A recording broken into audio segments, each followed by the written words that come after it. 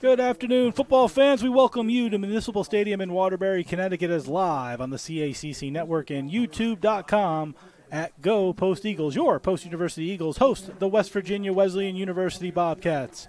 A pleasant, exciting good afternoon to everyone across our multiple networks and platforms. I'm Jeff Nelson, your voice for Eagle Athletics, back again for all your Post Eagles home football action. The start of a new season is always exciting, but for the Eagles, that excitement gets ramped up a notch or two higher, depending on where you look at it, as they enter year number 4 as a program, year 3 at the NCAA Division II level, and now they begin year number 1 in the Northeast 10 Football Conference, the NE10 as we call it around here, after playing the past 2 seasons as a Division II independent. That said, as Coach Adam Schultz heads into his 4th year as the only coach in program history, the Eagles have had some growing pains. They ended the 4th longest losing streak in Division II last October at 16 games, with the program's first ever Division II win, 16-13, over new conference foe Franklin Pierce. That's also the only win in program history to this point, as the Eagles are 1-19 over their first Division II seasons. For the first time, though, the Eagles have a returning player in quarterback in the junior out of Harlem, New York, Malachi Taylor. Taylor, who for now has won the preseason quarterback battle against former UConn quarterback Tyler Famicon, who transferred in, had several mop-up games last year and injury duty at times, but showed the team what he could do in the season finale at FCS Wagner. Taylor went 20 for 26, 238 yards, 3 touchdowns, and had 42 yards on the ground for the Eagles, who lost to the FCS opponent. But Taylor's efforts gave the coaching staff hope in him that he can be the man to lead this program this season.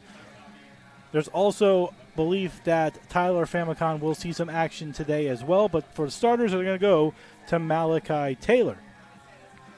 The Eagles also need to prove on their third downs, in particular, converting only 23% of third downs last season. That ranked them 156 out of 161 in Division II. Taylor will have help in returning the top 2 wide receivers from a season ago. Junior wide receiver Jermaine Tillery from Trenton, New Jersey, who caught 9 passes in the game against Wagner for 79 yards and a touchdown, had a team-high 35 receptions for 335, while junior Josh Tracy out of Avon, Connecticut, had 32 receptions and a team-leading 576 yards and 7 touchdown receptions. Leading rusher Isaiah Emanuel returns for the Eagles as well. The senior out of Providence, Rhode Island, led the team with 635 yards on 122 carries, averaging 4.7 yards a carry while scoring 5 touchdowns. The offensive line, which struggled at times last season, returns 4 starters, each a year older and bigger. One of the toughest things to do as a program is build the interior lines, and the Eagles have consistently and continuity in front of Taylor while having grown from freshmen and sophomores to juniors and seniors. Defensively is where the Eagles seek their biggest improvement.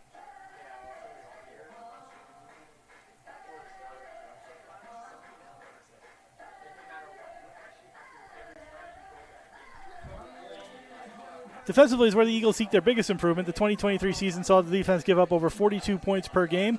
Only one time all season did the Eagles give up less than 30, and that was the win against Franklin Pierce, where they gave up 13. The Eagles returned their top 2 tacklers from last season, but otherwise have overhauled a significant portion of that part of the roster, with 7 new starters led by freshman Kevin White, the defensive lineman out of Millville, New Jersey, who's 6'2", 250 pounds. As for the Bobcats from West Virginia Wesleyan out of the Mountain East Conference, they're looking to turn around their fortunes as well. The 2023 season saw the Bobcats go 0-10, and they're currently on a 13-game losing streak as a program, 4th longest in Division II, tied for 4th longest in Division II, and are 3-53 since the 2018 season. Under 4th-year head coach Wayne Martin, the Bobcats are looking to improve on both sides of the ball. They scored a Mountain East Conference low 8.9 points per game and gave up a league-high 53.5 points per game on defense. The Bobcats are a very young team, even younger than Post, with only 3 listed upperclassmen in the starting lineups. Everyone else, sophomores and freshmen. And now we're going to take a moment for the national anthem.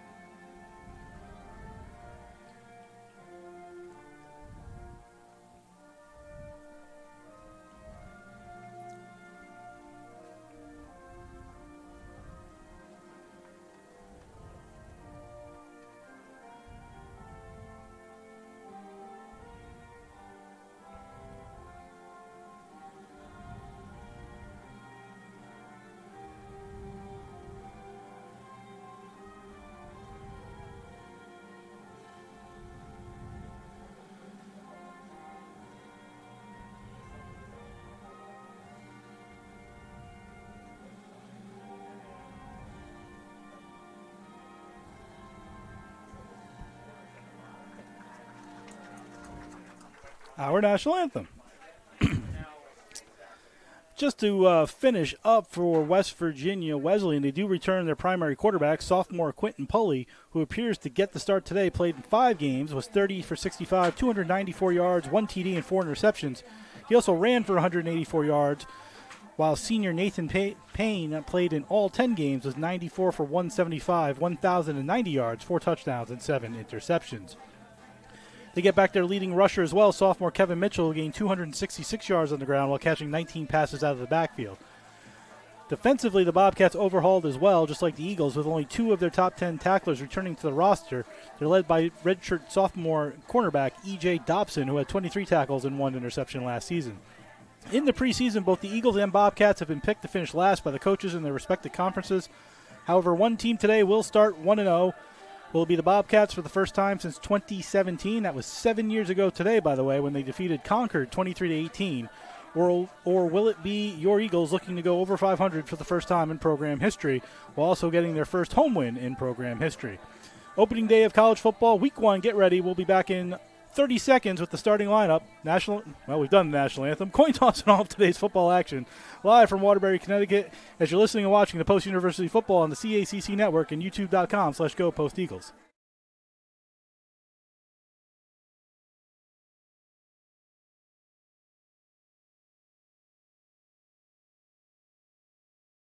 Eagles to go on the road in the rain, tough environment, and get their first ever win as a program. What a sequence of events here at Sodexo Field in Ringe. And you can talk about this, Colin, for Post. They're going to be feeling this win, enjoying it for a long time.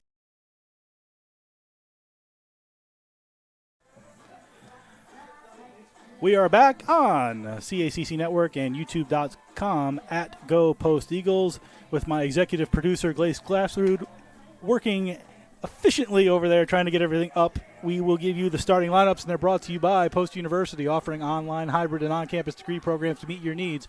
For you, Post is personal. For more information on all of Post degree programs to visit campus, take a tour, or apply, go to post.edu. That's post.edu. For the visitors from Buchanan, West Virginia, the West Virginia Wesleyan University Bobcats. They'll start at quarterback as listed. It is going to be Quentin Pulley, the sophomore, 6'1", 175 out of Woodbridge, Virginia. He'll have at running back Kevin Mitchell, 5'10", 200 out of Hoxton, Georgia. Wide receivers, they run 3. Wesley Sweeney, 5'11", 165 out of Forestville, D.C., in the Washington, D.C. area. Deion King, 6', 185, a red-shirt freshman out of Stafford, Virginia. And Darius Cooper, wide receiver out of Fort Stewart, Georgia. Tight end is senior Nathan Brennan. He's 6', 200, a senior out of Plant City, Florida. Offensive line is William Johnson, sophomore, 6'4", 288. He's the left tackle, and he is out of Solon, Ohio. Jovan Ortiz, redshirt sophomore, 6', 260. He's out of Stafford, Virginia. Eric Carter plays center, redshirt sophomore, 6'2", 300 pounds, out of Germantown, Maryland. Right guard is Caden Wynn, sophomore, 6'3", 320, out of... Where is Caden Wynn out of there? He's out of Denver, Colorado. And the right tackle is Mark Bother, sophomore, 6'3", 290. He wears 71. He is a sophomore out of Chapin, South Carolina. Head coach of West Virginia Wesleyan is Dwayne Martin. The season 4 offensive coordinator, Justin Zimmerman. The defensive coordinator is Dwayne Martin. Offensive line, David Gonzalez. Johnny King, running backs, wide receiver, Ron Gardner. Defensive backs, Jalen Kennedy. And linebacker, Ethan Jefferson. For your Post-University Eagles on offense, quarterback Malachi Taylor, 6', 180 out of New York City, Harlem, New York. He's your quarterback. 36 for 63, 445, 5 touchdowns, 5 interceptions last season. We'll also see Tyler Famicon, sophomore quarterback out of Stratford, Connecticut. But Taylor gets the start. Running back is Isaiah Emanuel, senior, 5'10 out of Providence, Rhode Island. Wide receivers, they'll run 4, listed as starters. Joshua Tracy, junior wide receiver, 5'9", 165 out of Avon, Connecticut. Jermaine Tillery, 5'10", junior, 188 out of Trenton, New Jersey. Anthony Gambino, graduate student, wide receiver, 6'2", 180 out of Waterbury, 6'2", 205 out of Manorville, New York. Trey Yeldell, senior wide receiver, 6'2", 180 out of Waterbury. Tight end is Ethan Brown, 6'3", 235 out of Philadelphia, Pennsylvania. Offensive line, Gio Rivera, 6'6", 265, junior out of the Bronx, New York. Reese Sadika returns again, senior offensive line, 6'5", 250 out of Fairhaven, Vermont. Nick Moose, one of the captains, offensive line, graduate, 6', 260 out of Milford, New Jersey. Trey Pinkney, senior offensive line, 6'5", 300 out of Rahway, New Jersey. And Colby Lorson Rice, junior offensive line, 6'1", the right tackle out of Lawrence, Massachusetts. Head coach in season number 4 is Adam Schultz. As we say, the Eagles looking to improve, 1-19 in their history as a Division II program. They will kick off to start the game, going left to right as you look at your screen in their in their home grays with the orange lettering and purple and orange helmets. West Virginia Wesleyan in the white jerseys with the gray helmets and the gray pants. Back to receive Emmanuel Scott, number 80. And Raphael Manning, number 34, as Aiden Kane gets ready to kick off to start the season. Kicker out of Newcastle in the United Kingdom, and it's football time in Connecticut as Kane gets ready to approach the ball at the 35-yard line. Eagles going left to right, West Virginia Wesleyan going right to left. Ball is kicked up in the air, and it is caught at the 10-yard line by Scott. He goes to the right, breaks a couple of tackles, and he keeps going and all the way to the 40-yard line, broke 2 or 3 tackles at the 30 and was tackled down at the 40. And that is where West Virginia Wesleyan will start. 1st and 10 at the 40.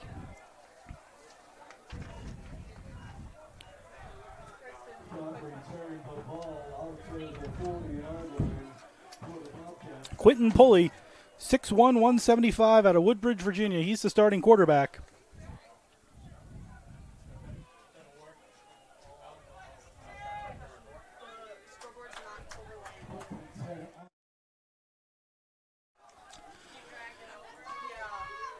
Pistol formation to start, and the running back moves over to the left on the offset. Handoff up the middle, gets 4 yards before he's brought down by multiple players. That running back was Kevin Mitchell, who gained 4, was brought down by 21, Travis Mangwell Jr. Safety, 6'3", 175 out of Willimantic, Connecticut. It's 2nd and 6 from the 44. Pistol formation again with Pulley in the shotgun. Mitchell moves to the right this time. Pass. Screen off to the right-hand side. It's caught by Mitchell. Get the first down and a couple more before going out of bounds. Just over midfield onto the post side of the field. That's the 48-yard line. First down for West Virginia Wesleyan. Bobcats going in the pistol formation. Pulley 1 for 1 on the day. 1st and 10 from the 48-yard line of the Eagles. Although the down marker says 2, it should say 1, and they fixed that now. Snap. Handoff to Mitchell. In the backfield, he avoids a tackle and then brought down at the line of scrimmage by multiple players. Amir Johnson led that one, 6'3", 230 out of Neptune, New Jersey. The senior got into the backfield and made the original hit, and then the gang of Eagles, flock of Eagles, should I say, tackled him down at the 48. 2nd and 10 from the Eagle 48. Offset pistol as Mitchell moves to Pulley's left. One receiver right who goes in motion, comes through, fakes the handoff, keeps the ball, throws it to a wide open receiver. It's caught. It's Darius Cooper, and there's nobody within 10 yards. He's going to walk into the end zone. Touchdown, West Virginia Wesleyan, as the Eagle defense bid on the fake and the jet sweep, and that left Cooper wide open. Nobody within 5 yards when he caught the ball, and his speed broke away and into the end zone. And West Virginia Wesleyan, who averaged 9 points a game last season, gets a touchdown, 1:55 into the start of the regular season. And it's 6-0 Bobcats. Liam Depp to try the extra point. Snap is good. Spot is up, and it is good. And just like that, a minute 50 into the game, the Eagles trail 7-0 on a 4-play, 60-yard drive that led to a touchdown.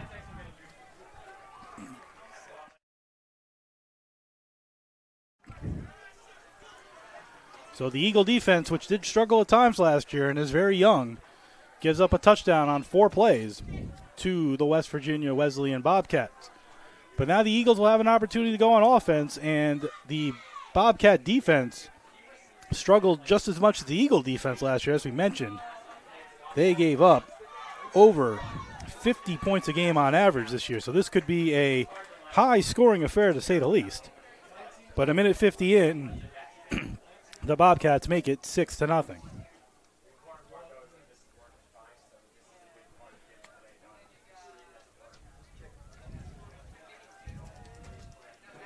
Number 19, Cam Cicciotti, 5'9" senior out of Einon, Pennsylvania, formerly of Lackawanna College, will kick off to the Eagles, who are back. Josh Tracy and Edward Bandy back to receive on their own 5. Cicciotti kicks the ball. It's going to get right to the 5, and it's caught by Tracy. Tracy at the 10, at the 15, 20. He's got a hole, 25, 30. Breaks the tackle, 35, 40. Keeps going, 45, 50, being chased by the kicker. He's at the 45, 40. He might go, 35, 30, 20, 15. It's a touchdown, Eagles.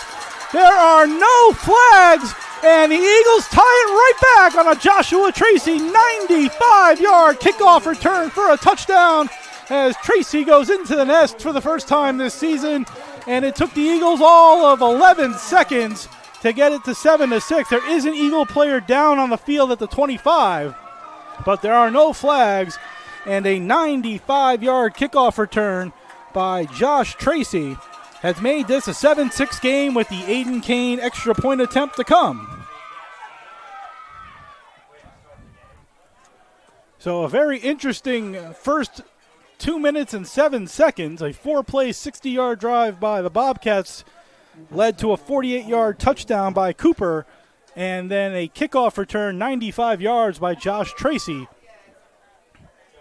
The junior out of Avon, Connecticut, has made it a 7-6 game. I can't tell you the number on the field at the Eagle 25-yard line. I did not see what happened either, but on his back right now, looks like they're looking at his ankle as they're removing some tape and a shoe. But Tracy caught the ball on the near side, veered off to the far side, got a block, and once he got around the kicker, nobody was going to catch him as he had a wall of blockers going up the far side of the field.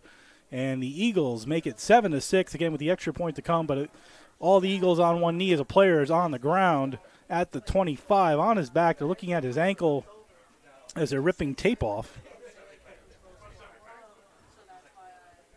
But I don't know what number that is. I didn't see who the player went down is, but training the coaches and the medical staff all around, and again, all the Eagles on one knee, concerned over their teammate.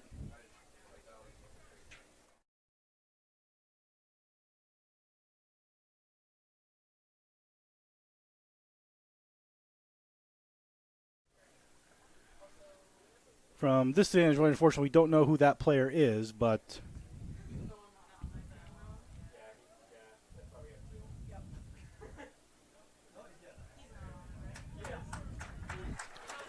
and up comes the player. It's number 11, Isaiah Rush, wide receiver, 6'1", 183 out of Windsor, Connecticut. Managed to get up. He's hobbling off. Now his teammates go over there to help him off. They took his shoe off, so clearly it's some kind of ankle issue. But he's hobbling off to the sideline. Didn't exactly see what happened, but able to get off on his own power with some help of his teammates, so that's a good sign at least. And again, his teammates carrying him off the field. But the Eagles on a 95-yard kickoff return by Josh Tracy have made it 7-6 with the extra point to come. 2:07 gone in an exciting first quarter so far. And now Aiden Kane, who was 2 for 4 on field goal attempts last season, will try the extra point. The holder is backup quarterback Tyler Famicon.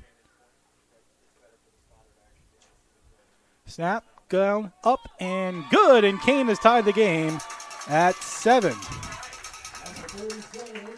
So, 2:07 gone in quarter one. Eagles and Bobcats tied at 7. Told you this one might be exciting. Again, two teams who are sort of at the bottom of Division II looking to take the next steps with young teams and young programs. Both with an opportunity looking to start 1-0. Again, for the first time in 7 seasons for West Virginia Wesleyan. 7 years ago to the day, mind you, was the last time they were over 500. They were 1-0. And the Eagles have never been over 500. They're 1-19 as a Division II program, looking to get their first ever home win as they have joined the Northeast 10 Conference for this season.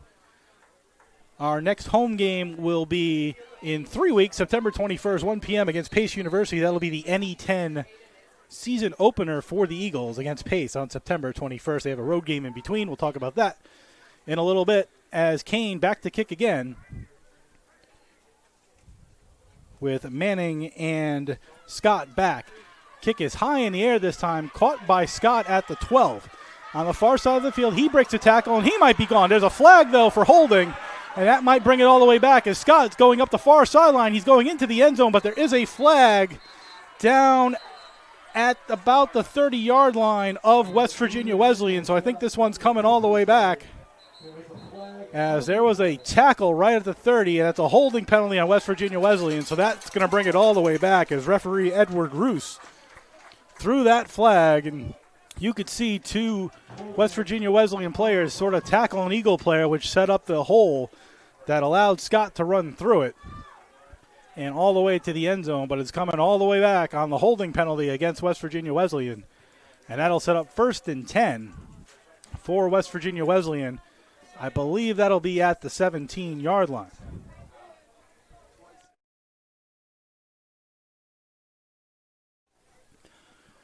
So also one of the talking points for the Eagles was that defense being on the field a long period of time.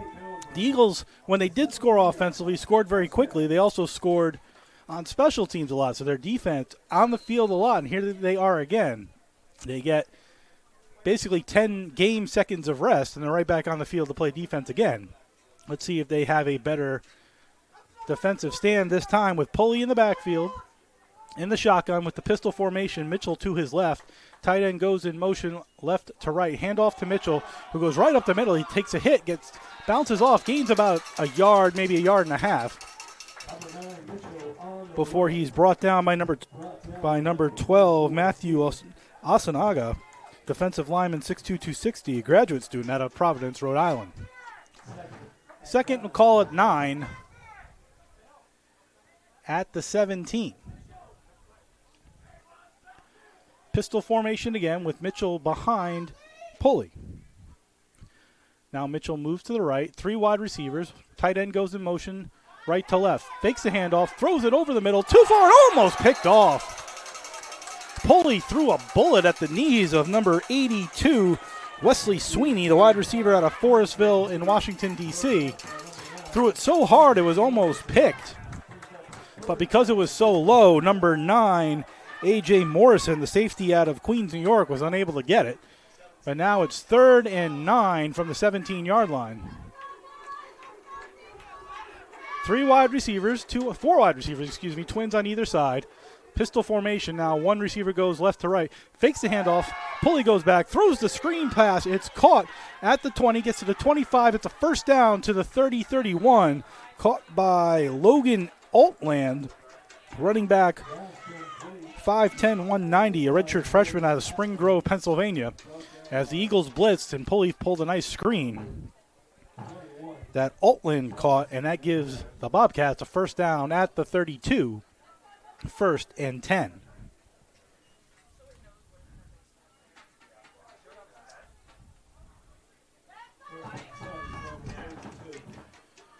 First and 10 from the 32.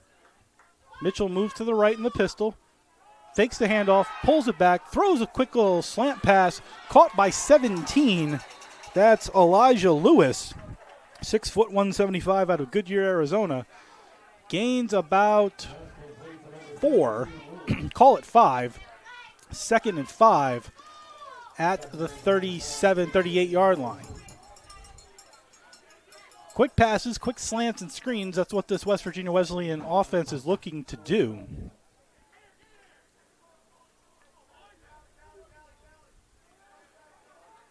As Pulley barks out signals. This time it's Altland to his right. 3 receivers to the left. Now one moves into the formation. Fakes the handoff, looks to pass. Back goes Pulley. Throws it over the middle. It is dropped by Cooper. As the ball thrown just a bit behind him, but he was open in the middle of the field. Right at the 50. He bobbled it and dropped it, so that makes it 3rd and 5. For West Virginia Wesleyan. Pulley looking to the sidelines for the play. Altland, the running back. Right now they're going 3 receivers and bunching up. Very tight formation for the Bobcats. Everybody bunched up, and the running back, Altland, now moves to the right in the pistol. Fakes the handoff, rolls it, quick toss right here at the 40. It's caught, and he's out of bounds at the 41. He should be short by about a yard, and that's 4th down. Let's see if West Virginia Wesleyan will go for it on their side of the field, as they should be short by about a yard. They had to get to the 42. They're at the 41.5, so they are short. Ball was caught by 82 Sweeney for 4, but they needed 5, and they are going to punt it. It appears they're punting, as Camden Lawrence, the 5'10 senior out of Craigsville, West Virginia, is back to punt. Back to receive for the Eagles is Jermaine Tillery, standing on his own 15. Eagles looking for a fake as well, and the whistle blows. And that's going to be a delay of game penalty, so that'll push the Bobcats back 5 yards. And now they're assuredly going to punt. I think they were trying to get the Eagles to draw off sides. The Eagles did not bite. So now it's 4th and 5.5 at the Bobcat 36.5-yard line. Lawrence standing on his own 20. Tillery on his own 20 as well. Low snap, just got it off. It's going to be a short kick. Bounces at the 25 and then takes a Bobcat roll all the way down to the 12. So a break for the Bobcats on the 50-yard punt by Camden Lawrence. And the Eagles will go on offense for the first time this season in a 7-7 game. 1st and 10 from the 10-yard line, and out comes quarterback Malachi Taylor. 36 for 63, 445, 5 touchdowns, and 5 interceptions last season. But the game at Wagner, the season finale, really a telltale sign. He hands the ball off to Emmanuel. Emmanuel gets a hole, breaks into the middle, and gains a good solid 6 yards out to the 19-yard line. Eagles going hurry up, 2nd and 4. 1 receiver left, 2 to the right. Taylor in the shotgun. Fakes the hand, drops the ball, and it's covered. I think the Eagles got it back as they looked to pull. Taylor looked to pull it back, and said it just dropped on the ground, and the Eagles lose 4. And now it's 3rd and call it 7. 3rd and 6, actually. They need to get to the 22-yard line. Twin receivers to the right, single receiver to the left is Tracy. Now 4 wide receivers as Tillery moves over there. Taylor in the shotgun with Emmanuel to his right. Back to pass goes Taylor. Taylor looks, throws it deep down the sideline for Tracy, but it's going too far and out of bounds. No flags on the play, and that will be it for the Eagle offense. 3 and out. As the fumble really stopped their momentum as they were looking to go quickly, but had one good offensive play, then the fumble recovered by the Eagles, and then an incomplete pass. And here's Aiden Kane standing on his own goal line, looking to punt, and then Emmanuel Scott standing at the 45 in Bobcat territory looking to receive. Kane had a 38.9 yard average on punts last season. Here's Kane with time, takes it, gets a big boot off. It's into the wind. Fair catch, dangerous fair catch, but Scott made it on the Eagles side of the 50 at the 45-yard line. So 33-yard punt by Kane. Scott dangerously fair catching that ball. 6-foot senior out of East Windsor, Connecticut.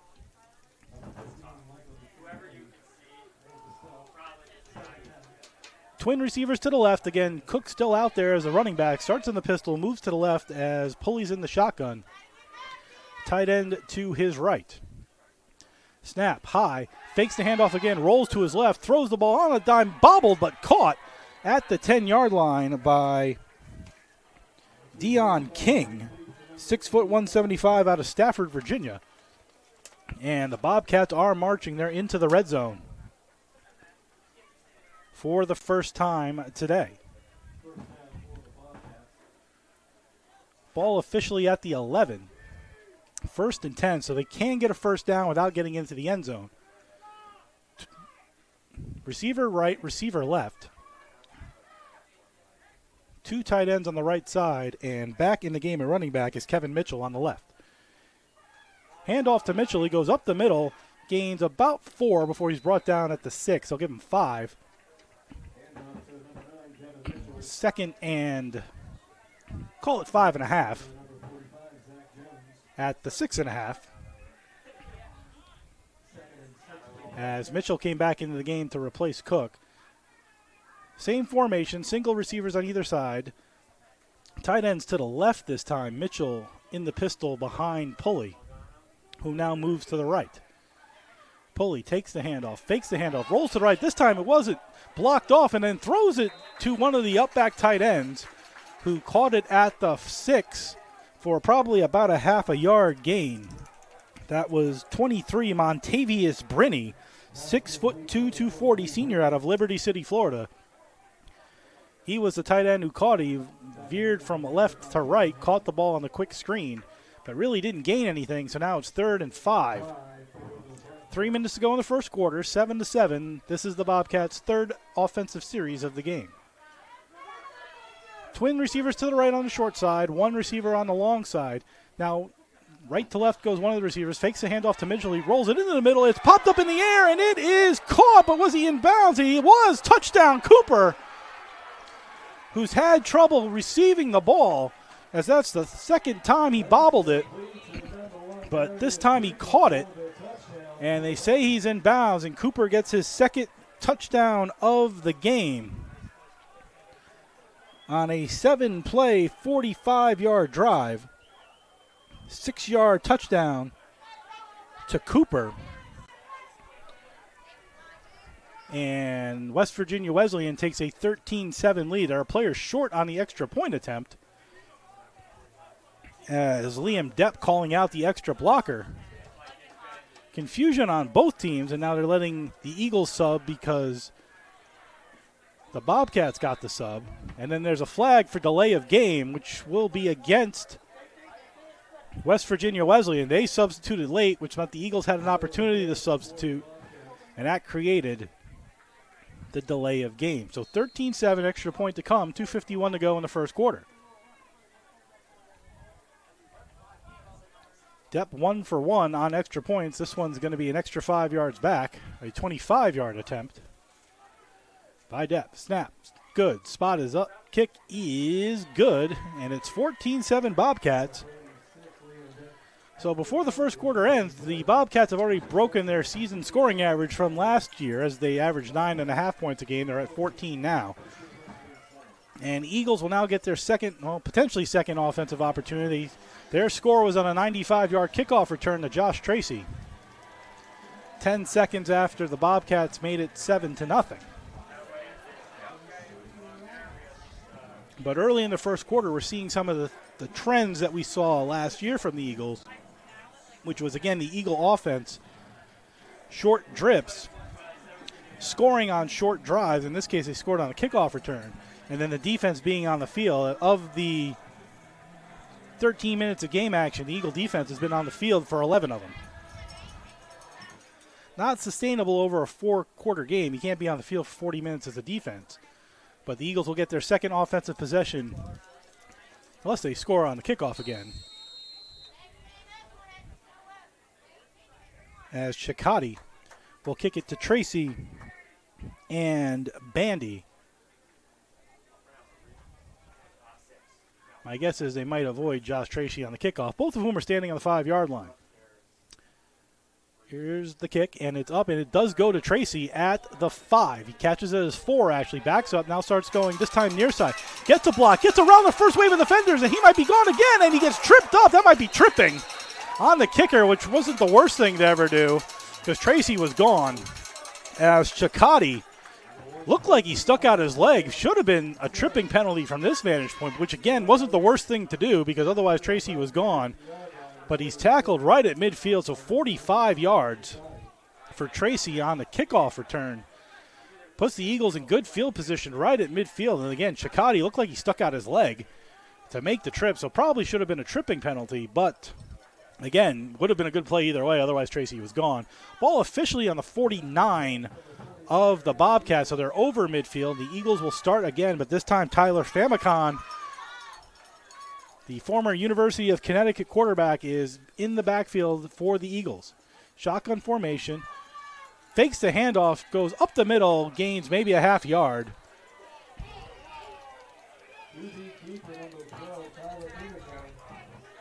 As Famicon plays his first action at the Division II level, they'll give him no gain, so 2nd and 10 for Famicon. The 5'11", 183 quarterback out of Stratford, Connecticut, again, formerly of the University of Connecticut, at the Division I level. One receiver left, twins to the right, tight end stacked to the left. In the pistol formation are the Eagles with Emmanuel behind them. Hands off to Emmanuel, who goes off tackle to the left side. He maybe gains 5. They'll give him 4. 3rd and 6. The Eagles need a 39 from the 45. 1:55 to go in quarter one, 14-7 West Virginia Wesleyan.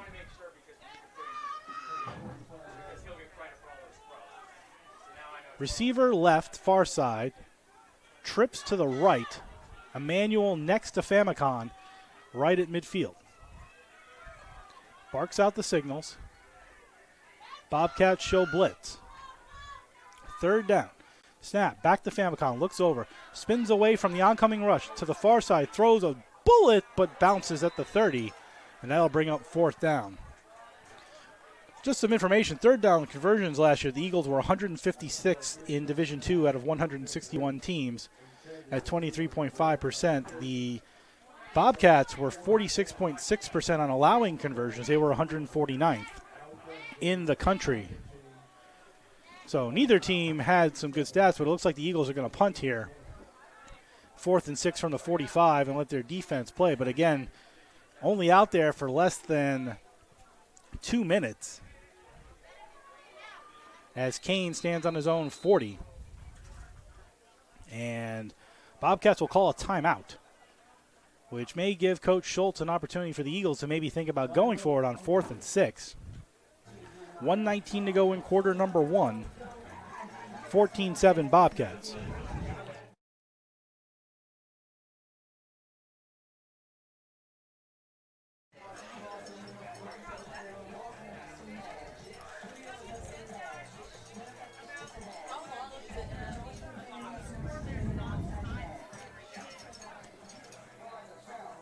So the Bobcats used their first timeout. Ball at the 45. Eagles were going to punt. Let's see what they decide to do after the timeout. If anything, it gives the Eagle defense an opportunity to relax. After today's game, the Eagles will have 2 weeks. Will play in 2 weeks. They'll be away at Lake Erie College in Paynesville, Ohio, 2:30 p.m. out in Ohio. Next home game 3 weeks from today, September 21st, 1 p.m. start against Pace University here at Municipal Stadium.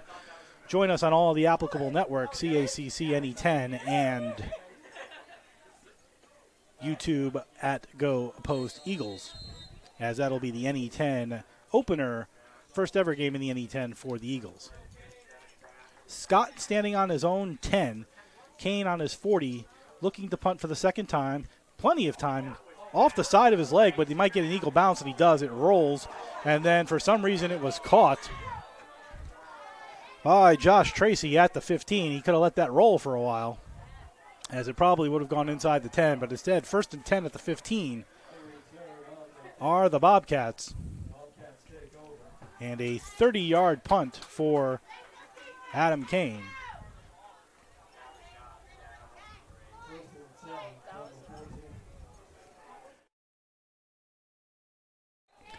First and 10, they'll actually mark it at the 14 for the Bobcats. They'll go single receiver left, a bunch formation with a pistol,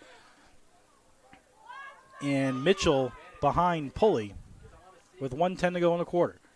Hands off to Mitchell, goes up the middle, gets a block, veers to the left, and gets about 4 yards before taking down at the 18, excuse me. 2nd and 6 with under a minute to go in the first quarter.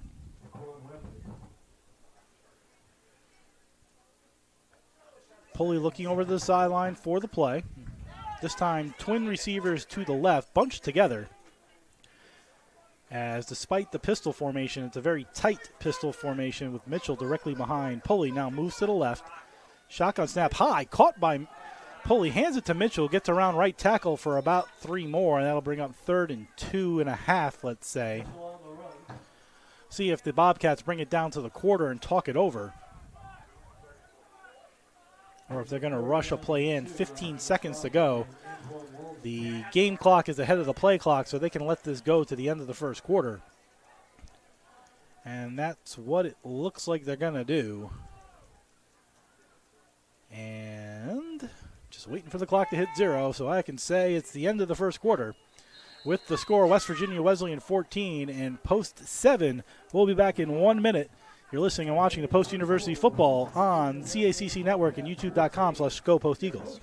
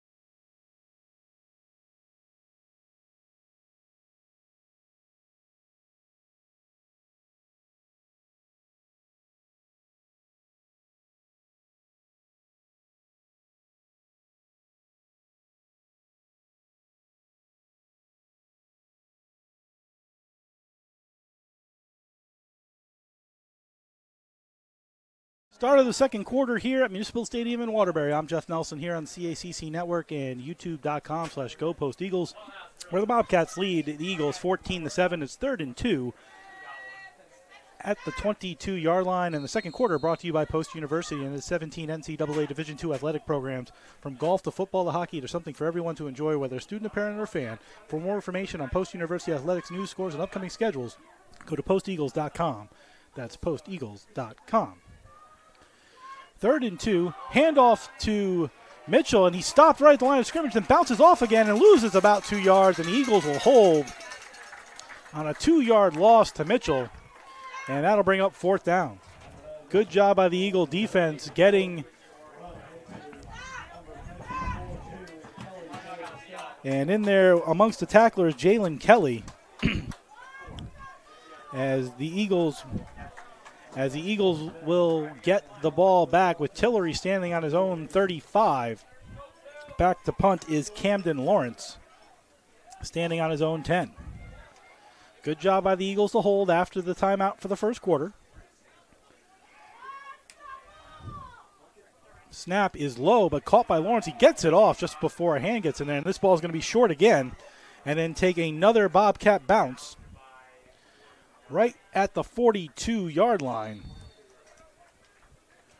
So a 38-yard punt for Lawrence, and the Eagles will go on offense for the 3rd time today, 1st and 10.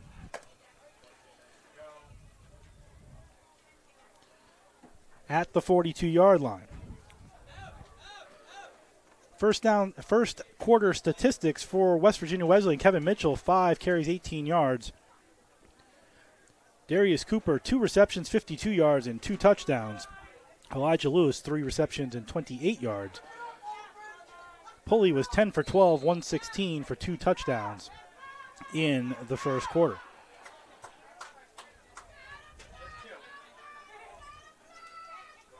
Handoff on the jet sweep as Taylor back in at quarterback, taken by Josh Tracy, and he'll gain about 6.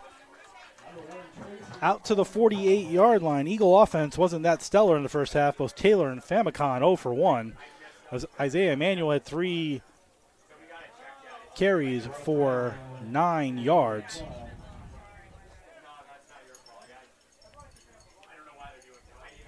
Ball's at the 47, so they'll call it 2nd and 5. Taylor back in at quarterback.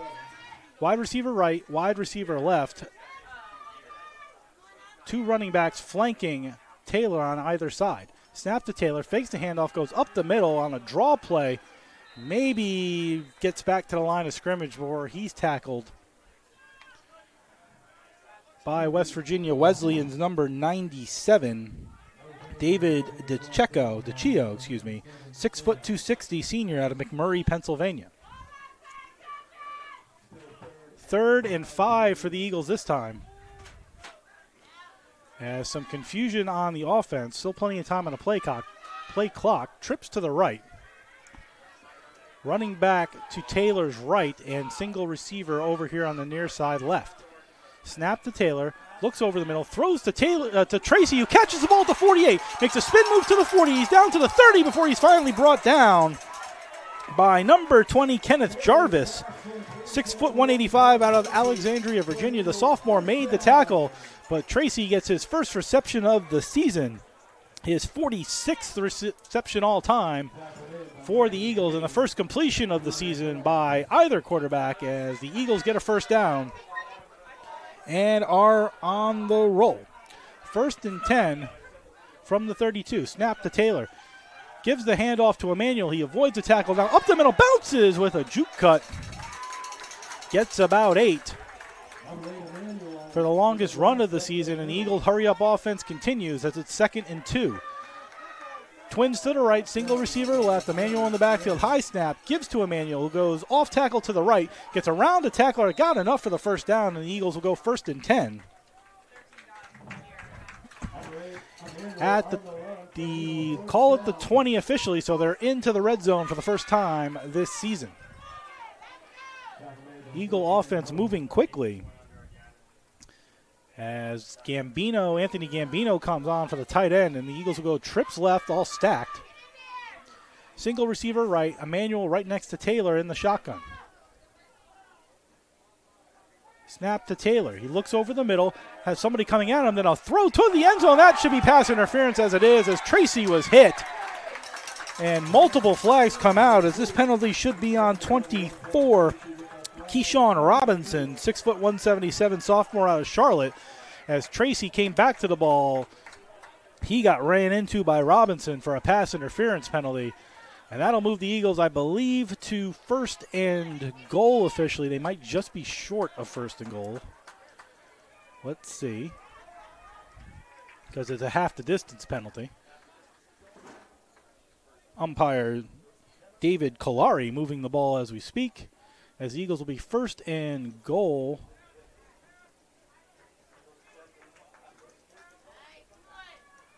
I guess not a half the distance penalty. It's 1st and goal from the 5 on the far hash mark.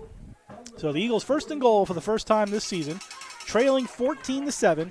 Trip receivers left, Emanuel in the backfield behind Taylor, and a single receiver to the right. Snap. Fake the handoff to Emanuel. Taylor trying to get the corner, but he's brought down for a 1-yard loss on an excellent tackle by 13 Corey Baugh, defensive back, 6 foot 190 sophomore out of Fort Lauderdale, Florida.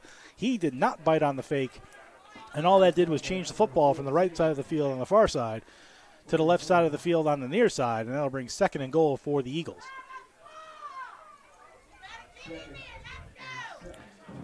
Good crowd on hand for the season opener. twins to the left, twins to the right. Emmanuel moves to the left in the pistol. Snap to Taylor. Quick slant, throws it over the middle, and it bounces off the shoulder pads. And then a flag comes out at the end as the pass was intended for Tyke Rhineberry. And then a flag thrown, that was actually Anthony Gambino, 18, not 16. And now the officials huddling in the end zone. That was thrown by the back judge. Let's see if they thought it was a dangerous hit as Taylor tried to throw the slant to Gambino. Looked like a good defensive play, though, by the Bobcats, and then the flag came out late. Let's see what they call here, if there's some kind of targeting or a penalty of some kind. 10:20 to go in the second quarter. Eagles' longest sustained offensive drive, currently at 6 plays. This will be the 7th one coming up. But we're waiting on a penalty call. 4 officials huddled in the end zone. To the left side, as the Eagles go right to left here in the second quarter. Looks like there's going to be a penalty on the Bobcats as the Eagles are clapping their hands. It's a personal foul. Personal foul, we don't know what number, but a personal foul on West Virginia Wesleyan, so that'll give the Eagles an automatic first down. Should put the ball on the 3. And that's where it will be. First and goal from the 3, so the Eagles get a new set of downs and move up 3 yards. Again, not 100% sure what the personal foul was for, but a personal foul nonetheless. As receiver to the right in a bunch formation for the Eagles. High snap, hands to Emmanuel, goes up the middle, looking to get in, and he is. It's a touchdown, Eagles. Into the nest, Emmanuel goes for the 6th time in his varsity career. And the Eagles are an extra point away from tying the game on an excellent 7-play, 58-yard drive, and the 3-yard touchdown by Emmanuel. As the Eagle offense gets on the board for the first time this season with 10:13 to go in the first half. And now Kane, who is 1 for 1 on extra points today, looking to go 2 for 2 and tie this game at 14. Snap is good, hold down, kick up, and good. And the Eagles have tied the game at 14 with 10:13 to go in the first half.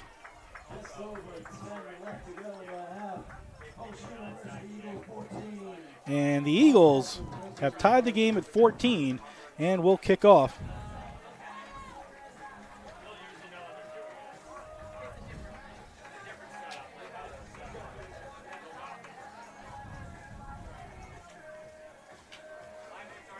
Don't forget to join us in 3 weeks from today, September 21st, 1 p.m., home game here against Pace University at Municipal Stadium. If you can't join us live, and we recommend you do, good September weather this time of year. You can join us on the CACC network and youtube.com at Go Post Eagles. Eagles going right to left, and they'll kick the ball to the left. That's the west side. As back to receive are Emmanuel Scott and Joseph Triplett, each standing on the 10. For Kane, who does the punting and the kicking. Kane up to the ball, gets a good foot on it. This is going to get into the end zone where it's caught by Scott and will be downed in the end zone for a touchback. 1st and 10 Bobcats at the 25-yard line. Crowd really filling up here today as we're almost, at least on the near side, the Eagle side, almost full. Good to see. Hopefully we get that kind of student involvement all season long as the Eagles make their move into the NE10. Don't forget to stay with us at halftime. We'll go around the post-university sports scene as this is the first game in a very busy sports fall season for the Eagles. We'll talk about the number 14 nationally ranked men's soccer program as well at halftime in 10 minutes and 13 game minutes from now. Twin receivers left, single receiver right as Pulley in the pistol with Mitchell behind them. 1st and 10 from the 25. Snap, fakes the handoff, looks over the middle, has a tight end, but instead throws deep down the middle, pushing, and it's almost picked off as both receiver and D-back pushing each other. The receiver was 85 King. The defensive back was Jaquan Wembley, 6 foot 180 graduate student out of Jersey City, New Jersey, and he almost had an interception, but good play there by Wembley. As that'll make it 2nd and 10 for the Bobcats. Just on the Eagle touchdown drive, 7 plays, 58 yards, a 3-yard run by Isaiah Emanuel. 2nd and 10, Twins to the right, single receiver to the left. Now one of the receivers going from the Twin side to the far side. Quick throw out to the far side. It is caught by 82 Sweeney, and he takes a big hit by 22 Amir Johnson, and that'll bring up 3rd and 5 as the ball got out to the 30. It was Sweeney who went in motion from the near to the far side and took that pass in the flat to make it 3rd and 5. Again, Twins to the right, single receiver to the left. Mitchell in the pistol behind Pulley as the crowd gets up on 3rd down. Receiver moves from far to near, now throws it over the middle, and Sweeney's wide open. He caught it at the 35, gets to the 40 before he's gang tackled by 3 Eagles, led by 24 Miles Sneed, 5'9" freshman out of West Orange, New Jersey, but that's a Bobcat first down. 9 minutes to go in the first half. 1st and 10 Bobcats at the 40, call it the 43.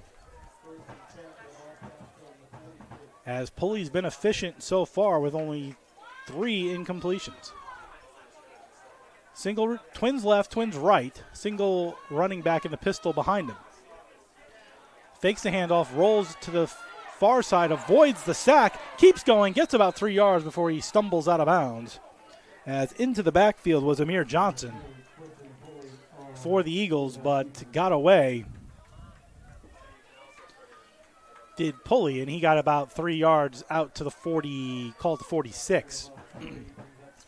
2nd and 7 as they go trips receivers to the right, single receiver left, and Logan Altland in the pistol behind Pulley. High snap, hands to Altland. He gets about a yard maybe to the line of scrimmage. They'll give him a yard. Out to the 47, where it's 3rd down and 6, as Altland got a yard. 7:50 to go in the first half. 3rd and 6 from the 40, called the 47, for the Bobcats, who go twin receivers on both sides. Altland in the backfield in the pistol for Pulley. Eagles show blitz. Now back off. Receiver in motion, back to pass is Pulley. Pulley avoids a rush and steps up through, but the Eagles still there and then brought down by 15. Rashawn Mitchell, outside linebacker, 6'2", 209, freshman out of Asbury Park for the first sack of the season as the Eagle defense gets off the field on a 6-yard loss on the sack of Quentin Pulley by Rashawn Mitchell. And the Eagles will get the ball back in a tie game, looking for the first time this season to go up. As back to punt is Lawrence, and back to receive is Tillery at the 15. Lawrence on his own 25 gets the snap. A good one this time. Almost had it blocked and then took a fall, and they're going to call a penalty on that one. It's really going to be 5 or 15 is the question as the ball rolls to the 29.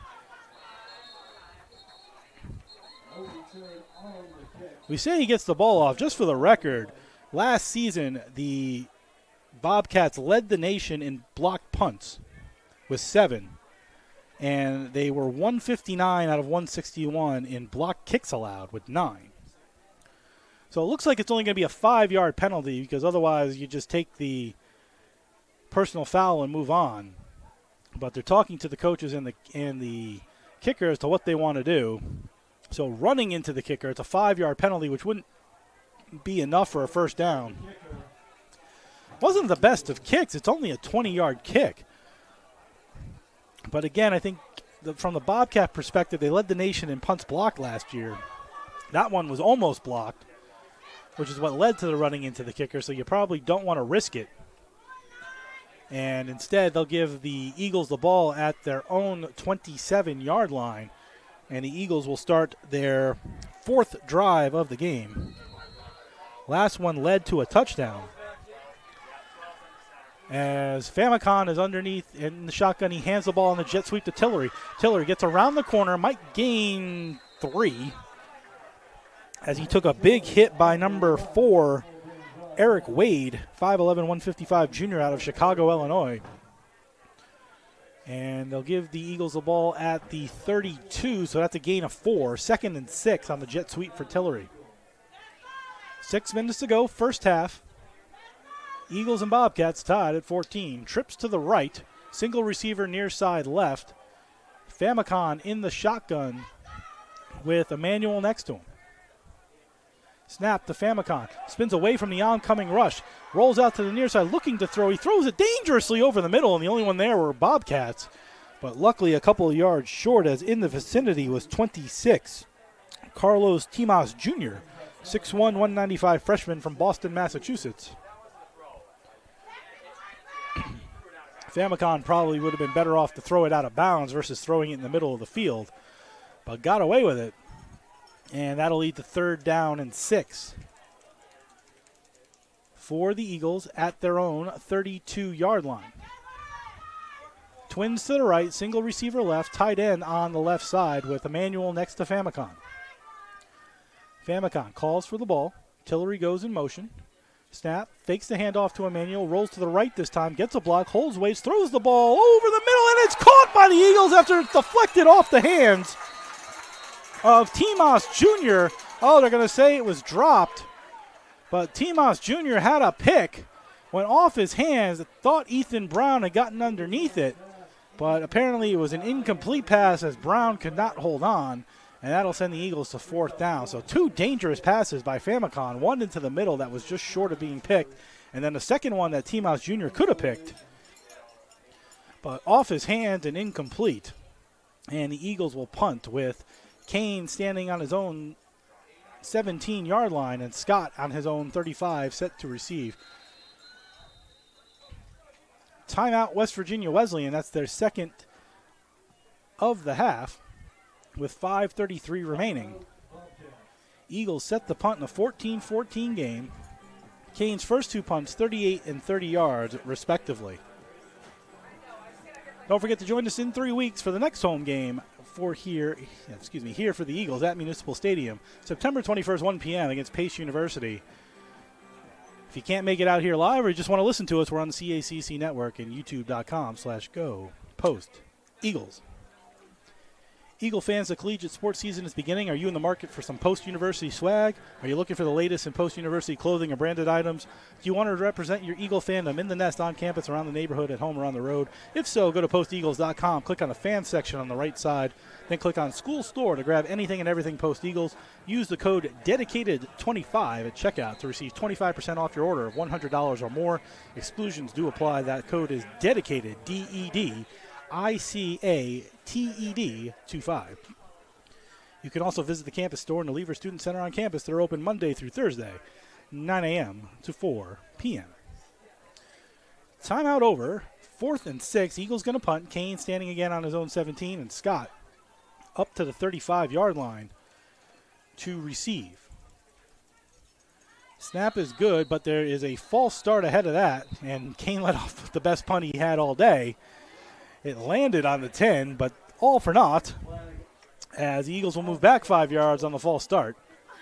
Kane needs to do that exact same kick again, as he kicked it 25 yards over the head of Scott, which now will give Scott the opportunity to say, maybe I'll move back 5 yards, because he was pinching in kind of like a defensive back, waiting to sort of pick the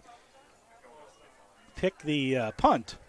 And he was at the 35 on the last punt. They're 5 yards back. He's now standing on the 25, so he moved back 10 yards. Wind is blowing in that direction a little bit, as the wind's out of the south-southwest at about 9 miles an hour. Snap to Kane, good again, this time with time, gets the kick off, and again, a good high kick. Scott going to fair catch it, and he does at the 30. So better kick for Kane. That's his best kick of the game, 42 yards. Not as good as the one he had on the full start because that landed at the 10. But 42-yard punt for Kane, who averaged 38.9 last season. That'll help bring his average up closer to that 38.9 that he was averaging. So 1st and 10 for the Bobcats at their own 30. 5:24 to go in the first half, 14-14. Again, two teams looking to get over 500 for the first time in 7 years for the Bobcats, for the first time ever for the Eagles. Somebody will get to 1-0 today. Twins receivers to the right, short side, one on the long side left. Now one goes in motion, short to far. Handoff directly up the middle and gang tackled by various Eagles for maybe a gain of about a half a yard. Led by 12, Matthew Asanaga for the Eagles. He's been a force so far today on the defensive line. 6'2", 260 out of Providence, Rhode Island. He played at the University of Rhode Island last year at the FCS level. Twins to the left, single receiver right, tight end to the right, pistol formation with Mitchell in the backfield for Pulley on 2nd and 9.5. Snap. Pulley looks over the middle, throws, finds a receiver open. It's Sweeney, caught at the 40, first down to the 45. And that's 1st and 10 for the Eagles, tackled by Jaden Fleeting, safety 5'11", junior out of Windsor, Connecticut. And that'll be 1st and 10 for the Bobcats as we go under 5 minutes in the first half. Twins to the left, single receiver right, tight end on the right-hand side right now. Eagles in the 4-3. Snap. Handoff to Mitchell, who goes into the pile again, maybe gains a yard before 3 Eagles tackle him down. Led by the person getting him off the ground, and that's Fleeting. Excuse me, that's Asanaga again, who's in the middle, makes the tackle, and it's 2nd and 9 for the Bobcats. Twins on the left, single receiver to the right, tight end moving to the right. Mitchell in the pistol, moves to the right behind Pulley. Pulley arm motions him back to the left now. In the shotgun.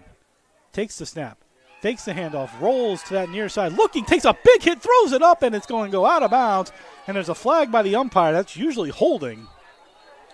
But Pulley took a big hit by 15 Gabetti. But there's a flag in the middle of the field. Let's see if that's holding. That's usually what the umpire does, is looks for holding. As it was a legal man downfield, an eligible man downfield, excuse me. So it's either 3rd and 9 or 2nd and 14. Let's see what Coach Schultz wants to do. Probably push him back, make it 2nd and 14. And they will. As there's an ineligible man downfield for the Bobcats. Now 2nd and 14 with 3:18 to go in the first half.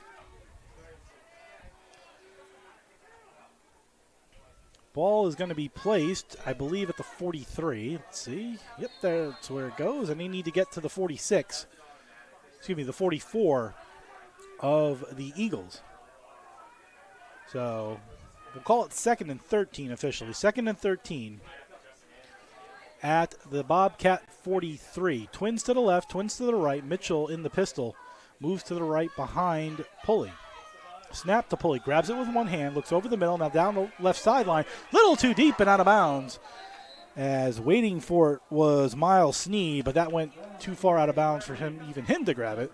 And that leads to 3rd and 14 as the Eagles would love to get off the field here on a 3rd down stop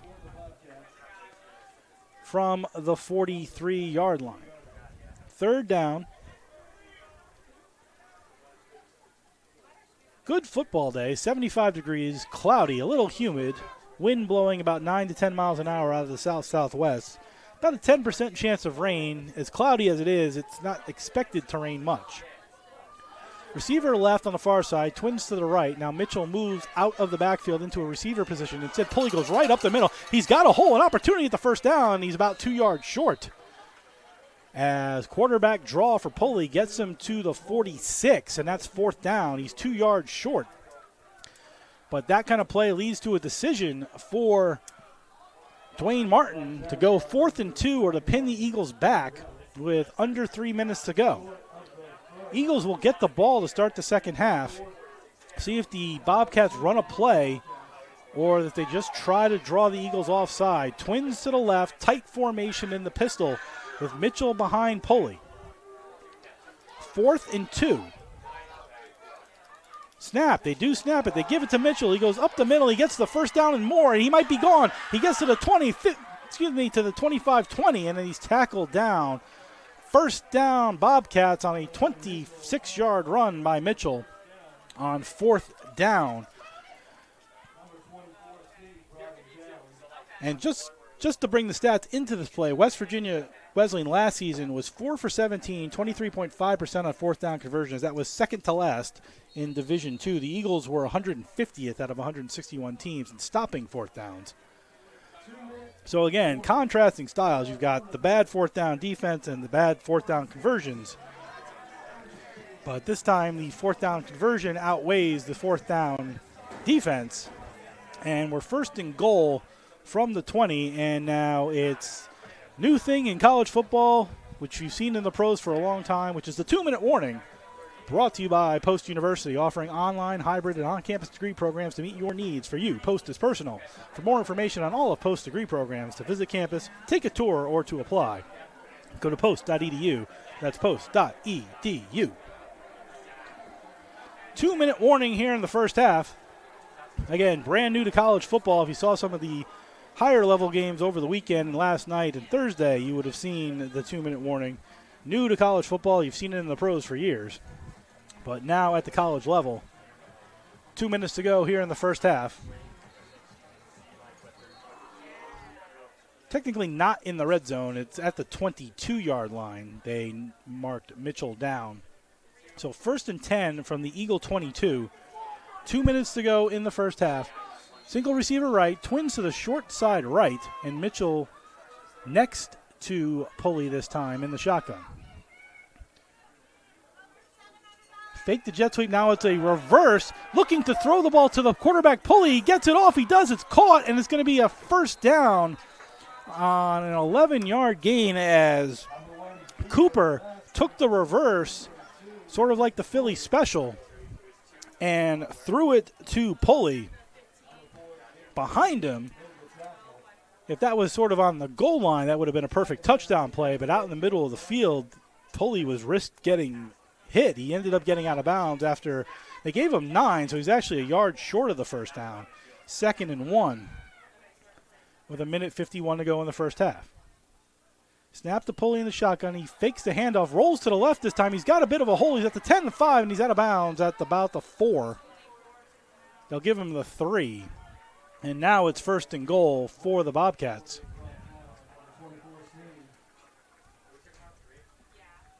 First and goal at the 3. Taken out by Miles Sneed. And the Bobcats will have 1st and goal from the 3. Single receiver left, twins to the right. Mitchell behind him in the shotgun. Looking for a quick snap. Now, moving in motion is Sweeney. Hands off to Mitchell, who has a hole, fakes it to the left side over the left guard, and in to the end zone for a Bobcat touchdown with 97 seconds to go in the first half. And the Bobcats take their 3rd lead of the game. They're up 20-14. Good drive by the Bobcats. That's a 70-yard drive. And again, for the 3rd time today, the Bobcats have taken the lead. Let's see if they can get the extra point to make it a 7-point lead. Snap is down. Up kick is good by Liam Depp. And it's 21-14 Bobcats. with 1:37 to go in the first half. The Eagles will get the ball back to start the second half. They're going to get the ball back now, so let's see if the Eagles can put some points on, knowing they'll get the ball for the start of the second half. These teams had one common opponent last year, believe it or not, and that was Fairmont State. The Eagles played them at Fairmont, lost 59-14, while West Virginia Wesleyan played them at home in Buchanan and lost 55-20. So just to understand where they are, Malachi Taylor was 10 for 24, 126 in that game, a touchdown and 2 interceptions, while the Bobcats went with Nathan Payne at quarterback in that game. And the Eagles, again, both teams, Eagles and Bobcats, both lost to Fairmont State, so they did have one common opponent. Chicati back to kick with Tracy and Bandy. Back to receive. Tracy so far has 138 yards in kickoff return yardage.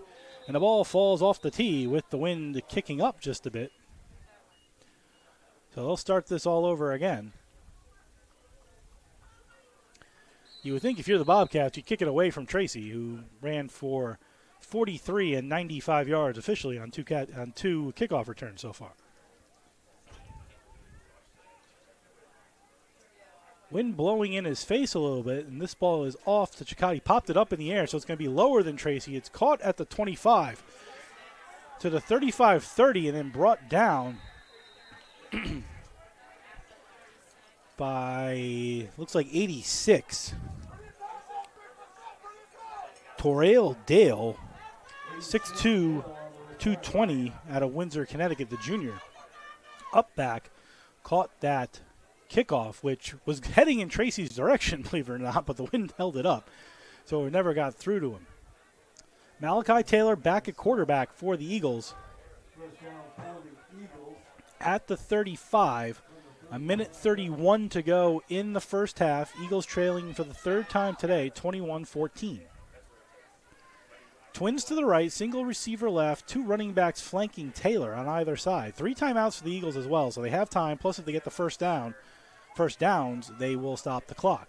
Snap to Taylor, gives to Emmanuel on the jet sweep handoff. He breaks one tackle, gets to the 40-yard line, and is tackled out of bounds after a gain of 5.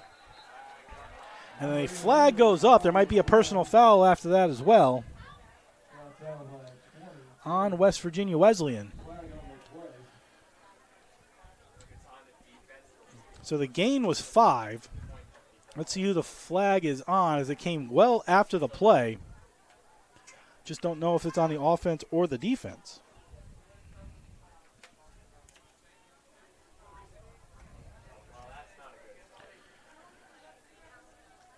Let's see who that's on. It looks like it's going to be on the Eagles, I think. Let's see. Personal foul. Face mask. It's on West Virginia Wesleyan, so that's going to give the Eagles 15 yards and an automatic first down. As that's a break for the Eagles. And the Eagles' 5-yard rush becomes a 20-yard play. And will move the Eagles into Bobcat territory. So now on the 45 inside Bobcat territory, 1st and 10 for the Eagles with 1:22 to go in the first half. Twin receivers left, single receiver right. Emmanuel next to Taylor. Taylor back to pass, looks over the middle, stands in the pocket, throws it deep down the middle of the sideline. There's Tracy wide open. He catches the ball. Touchdown! Eagles 45 yards. It's Josh Tracy again on a beautiful ball by Taylor, and Tracy was wide open down the left side of the field for his 11th career receiving touchdown and first of the season. And the Eagles an extra point away from tying the game for a third time today, as it's 21-20 on a 45-yard touchdown to Josh Tracy. 2 plays for the Eagles, 65 yards, a 15-yard personal foul penalty, and the Eagles are an extra point away, and Adam Kane extra point away from tying this game up. And again, very quick offense. Snap is high, but brought down. Kick is up, and it is good. And the Eagles have tied the game at 21. But again, we talk about these things as well. Great two-play drive by the Eagles. Their offense scores very quickly, which puts their defense back out there again, who needs to make some stops, who just gave up a touchdown. So keys as this game moves forward, 1:14 to go, so still a lot of time for West Virginia Wesleyan with one timeout and stoppages on first downs and out of bounds to come back. Defense just out there was literally has 23 seconds of rest, game seconds of rest. So again, as the game moves forward, we'll see how the amount of time that the defense has to be on the field, because the offense has scored on a kick return and a two-play drive, while the defense has been out there for a long period of time.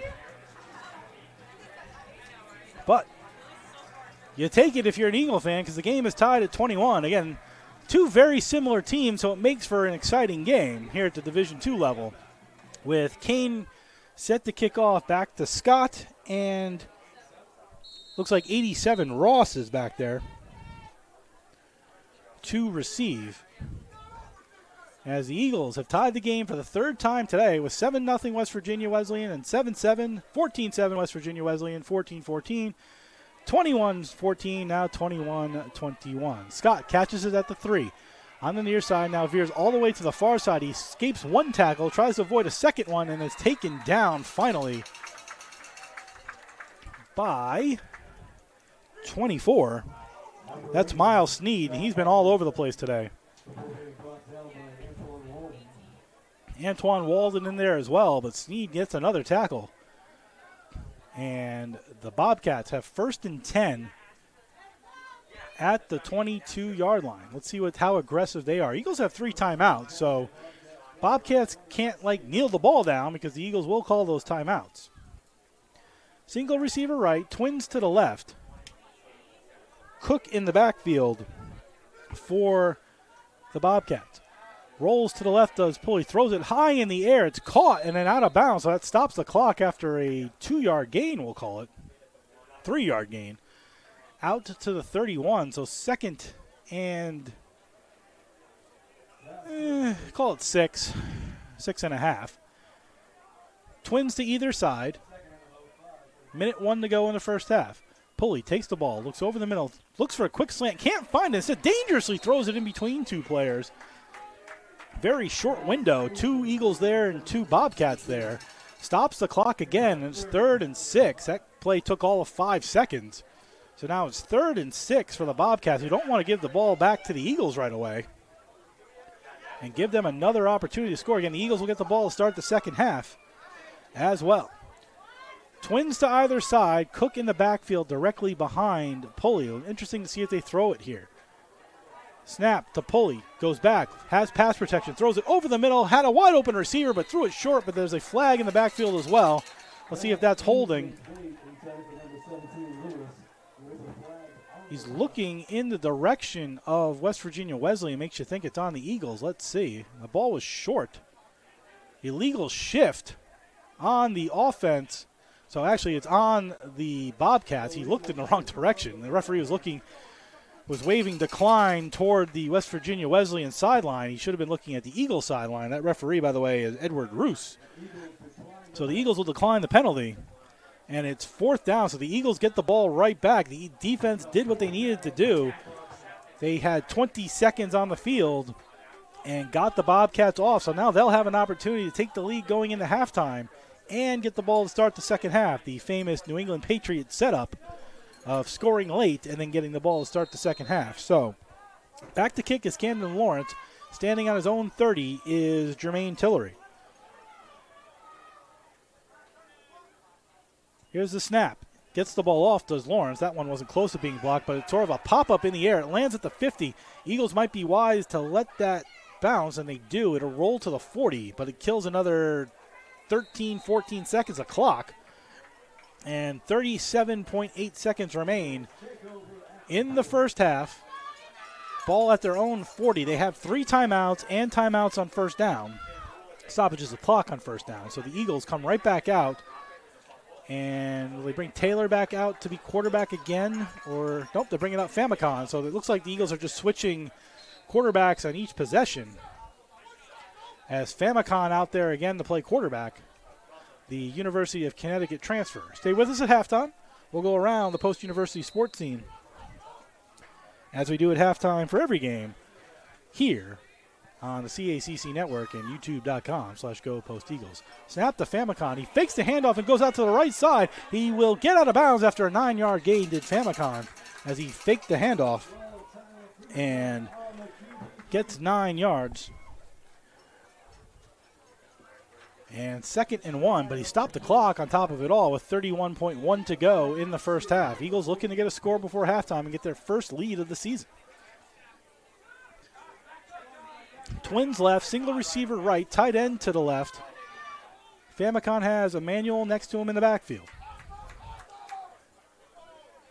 10 on the play clock. Famicon looks over the defense. Snaps, takes the hands off, looks over the middle, has a pocket to throw in, throws it deep down the middle again for Tracy. He's going to catch it again! It's Josh Tracy at the 10, and the Eagles will call a timeout as Tracy catches another one. As the key offensive weapon for the Eagles, Josh Tracy, catches a deep ball again. That's 45 yards through the air. And Josh Tracy bucking to be NE10 Conference Player of the Week, as he's the only player in the NE10 Conference right now. This is the only NE10 game, as all the other NE10 games begin a week from today. But also looking for some Division II honor roll love right now, as he's got 95-yard kickoff return for a touchdown, a 43-yard kickoff return, a 45-yard catch, and a 45-yard touchdown reception. And we still have 22 seconds to go in the first half. 1st and goal for the Eagles at the 10 on a beautiful ball by Famicon to Tracy, who got behind the defense and made another beautiful catch. 1st and goal at the 10. Emmanuel next to Famicon in the shotgun. Twins to the left, single receiver to the right. That's Yeldell. Actually, it's twins on both sides. 4 receivers with Emmanuel in the backfield next to Famicon. Eagles still have 2 timeouts with these 22 seconds to get themselves into the end zone, so they can run anything.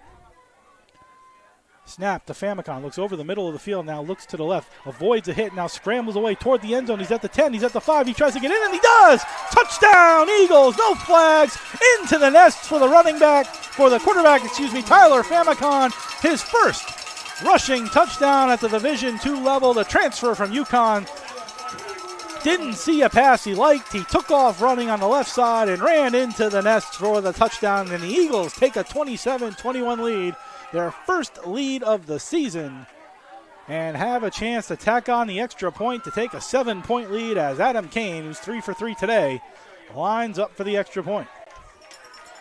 Solid drive. That took all of 25 seconds for the Eagles to go 55 yards.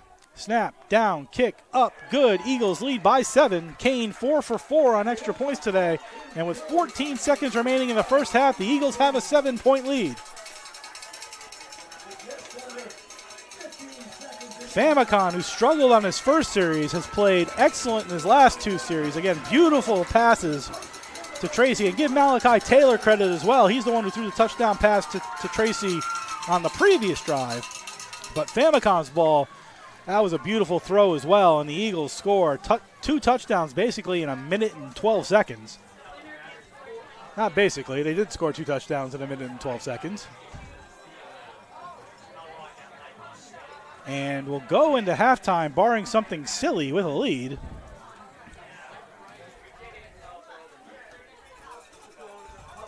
But a good football game. Again, when you have 2 evenly matched teams, despite how they've played in previous years, you get a good, fun football game, and that's what you have right now.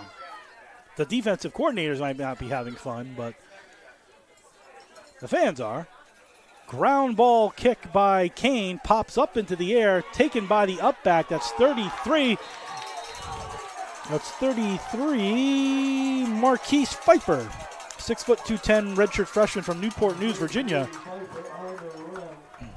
He took a big hit by 11, Nathan Casimir, 5'10", 185 junior out of Ottawa, Ontario, Canada, home of the Senators. So 1st and 10 from the 33, probably just a kneel down at this point, as they only have one timeout with 10 seconds to go. And you don't want to do anything silly. It is going to be the kneel down. Well, maybe not, actually. They've spread out the offense, but they have a way back backfield, and they do kneel it down. It's weird you take the kneel down from the shotgun formation, but that will end the first half, and the Eagles, who trailed 3 times, tied it 3 times, and then took the lead right at the end of the half, take a 28-21 lead into halftime, looking to win their first ever home game and go 1-0 for the first time in program history. An excellent first half if you're a fan. Again, defensive coordinators might be pulling their hair out, but if you like offense, that was a fun first half. We'll come back in 2 minutes. You're listening and watching the Post University Football on the CACC Network and youtube.com/go Post Eagles.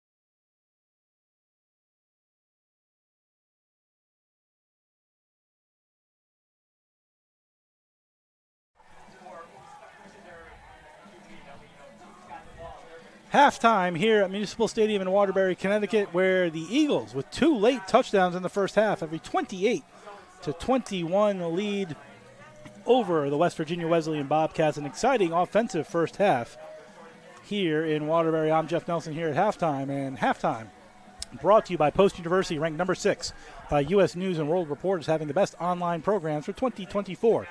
Take your opportunity because Post is personal. For more information on all of Post degree programs, to visit campus or to apply, go to post.edu. That's post.edu. Eagle fans, the collegiate sports season is beginning as today is the home opener. Are you in the market for some post-university swag? Are you looking for the latest in post-university clothing or branded items? Do you want to represent your Eagle fandom in the nest, on campus, around the neighborhood, at home, or on the road? If so, go to posteagles.com, click on the fans section on the right-hand side, then click on School Store to grab anything and everything Post Eagles. Use the code DEDICATED25 at checkout to receive 25% off your order of $100 or more. Exclusions do apply, however.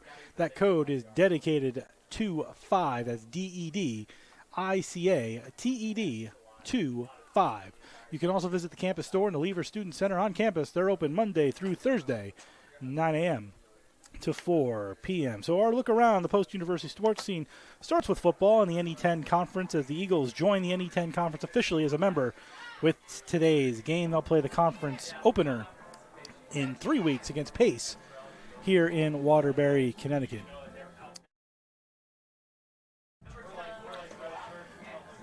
Northeast 10 coaches did their voting as to who would be placed where, and the University of New Haven, the reigning NE10 conference champion, has been unanimously picked to win the conference. They earned 64 points by virtue of 8 first-place votes. New Haven is coming off an 8-3 season in 2023 and a 6-1 mark in conference play. Their 5th NE10 title in program history. It's the 2nd league championship by the Chargers in the past 3 seasons. Bentley was picked to finish 2nd with 55 points. Assumption got the other first-place vote, as I don't believe you can vote for yourself, so University of New Haven coach had to vote for somebody. And that was Assumption, who got 48 points in 3rd. St. A's, the Hawks, 43 points. Franklin Pierce, who the Eagles beat last season, 32 points in 5th. Pace, who will be the NE10 opener for the Eagles 3 weeks from today, 6th with 31 points. SCSU, Southern Connecticut State, with 7th place in 27 points. American International with 13 points in 8th, and unfortunately for your Eagles, picked to finish 9th and last, but winning 28-21 today.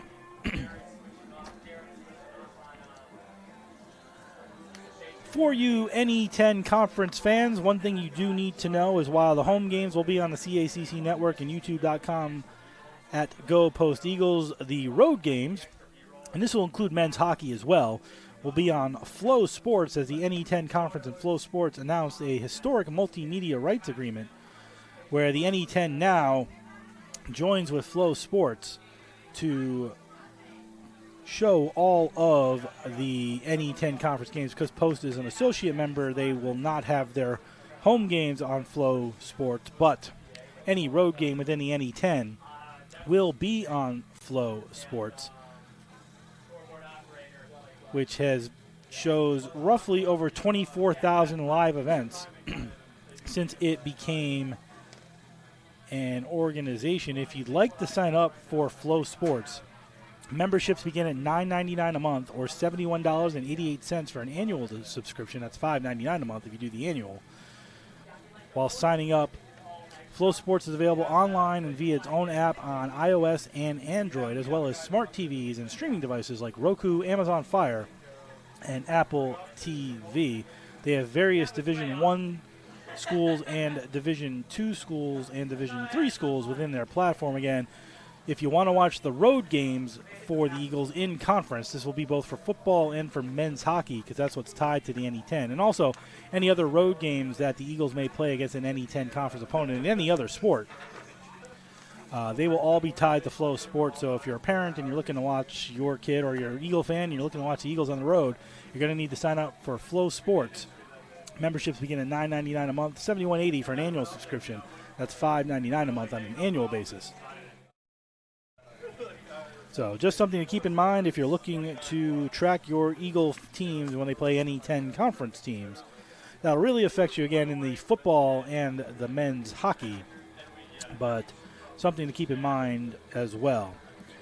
Men's soccer is ranked 14th nationally, coming off a very exciting season where they went 13-2-6, including a 16-game unbeaten streak that ended in the round of 16 to Franklin Pierce, who was the top Division II team in the rankings. And they'll head He'll head in with the same designation. Franklin Pierce won the championship for the second year in a row, and the Eagles' only 2 losses were against Franklin Pierce. So that tells you how good the Eagles played. They averaged just under 2 goals a game and gave up .71 goals per game while manufacturing 11 shutouts, and gave up 15 goals total in 1,910 minutes of action.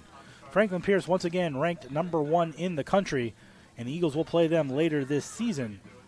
But the Eagles ranked 14th, just behind the University of West Florida and just ahead of the University of Indianapolis. They're the only team in the CACC that is ranked nationally in the top 25. The men's season begins a week from today. Excuse me, I apologize, not a week from today. It'll be Thursday, 1 p.m. in the Wilmington kickoff against AIC. They will open the season Thursday, 1 p.m. in the Wilmington kickoff at 1 p.m.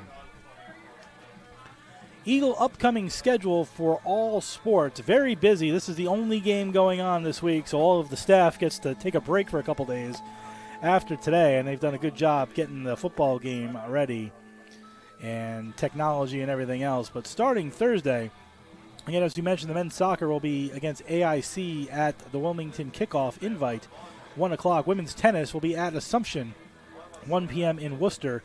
Women's soccer will host St. A's, 1:30 up at Lemoy Field. That's about 5 miles from here on campus, about 5 miles from the football stadium as the crows fly to campus from here. And then women's volleyball will be at Mercy University, 7 p.m. That's in Dobbs Ferry, New York. That's all on Thursday. A week from today, cross country gets underway versus Trinity with the Bantam Invitational up in Manchester at Wickham Park.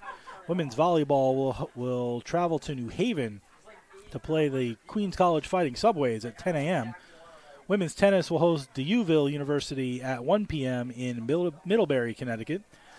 14th ranked men's soccer will play game 2 of the Wilmington Invitational against Adelphi at 1 p.m. And women's volleyball will travel to Southern Connecticut State University 4 p.m. in New Haven. And again, why I brought up the Flow Sports thing is women's volleyball at Southern Connecticut. That's a NE10 game. As such, you're going to need to have that subscription to see them play. Men's golf, a week from Monday, will start with the Franklin Pierce Invitational in Massachusetts. And then women's soccer will play St. Michael's College home at Lemoy Field on Monday, September 9th. First soccer home game will be Wednesday, September 11th, when the 14th ranked men's soccer team hosts Southern New Hampshire University, 1:30 p.m. at Lemoy Field. And again, 3 weeks from today will be the next football home game, September 21st against Pace University. That's the NE10 opener here at Municipal Stadium. Come on down and watch your Eagles play. Or if you can't, we'll be on the CACC network with pregame and youtube.com/GoPostEagles at 12:45 pregame. Eagles in between 2 weeks from today will play at Lake Erie College in Paynesville, Ohio. That game will not be on Flow Sports to the best of my knowledge, so you should be able to track that through the Lake Erie College app. That's your look around the post-university sports scene for week number 1 in football, where the Eagles lead the Bobcats 28-21. We'll come back with first half stats and a look at the upcoming schedules around the NE10. We'll even give you a Mountain East update as well here on the CACC network and youtube.com/GoPostEagles. You're listening and watching Post University Football.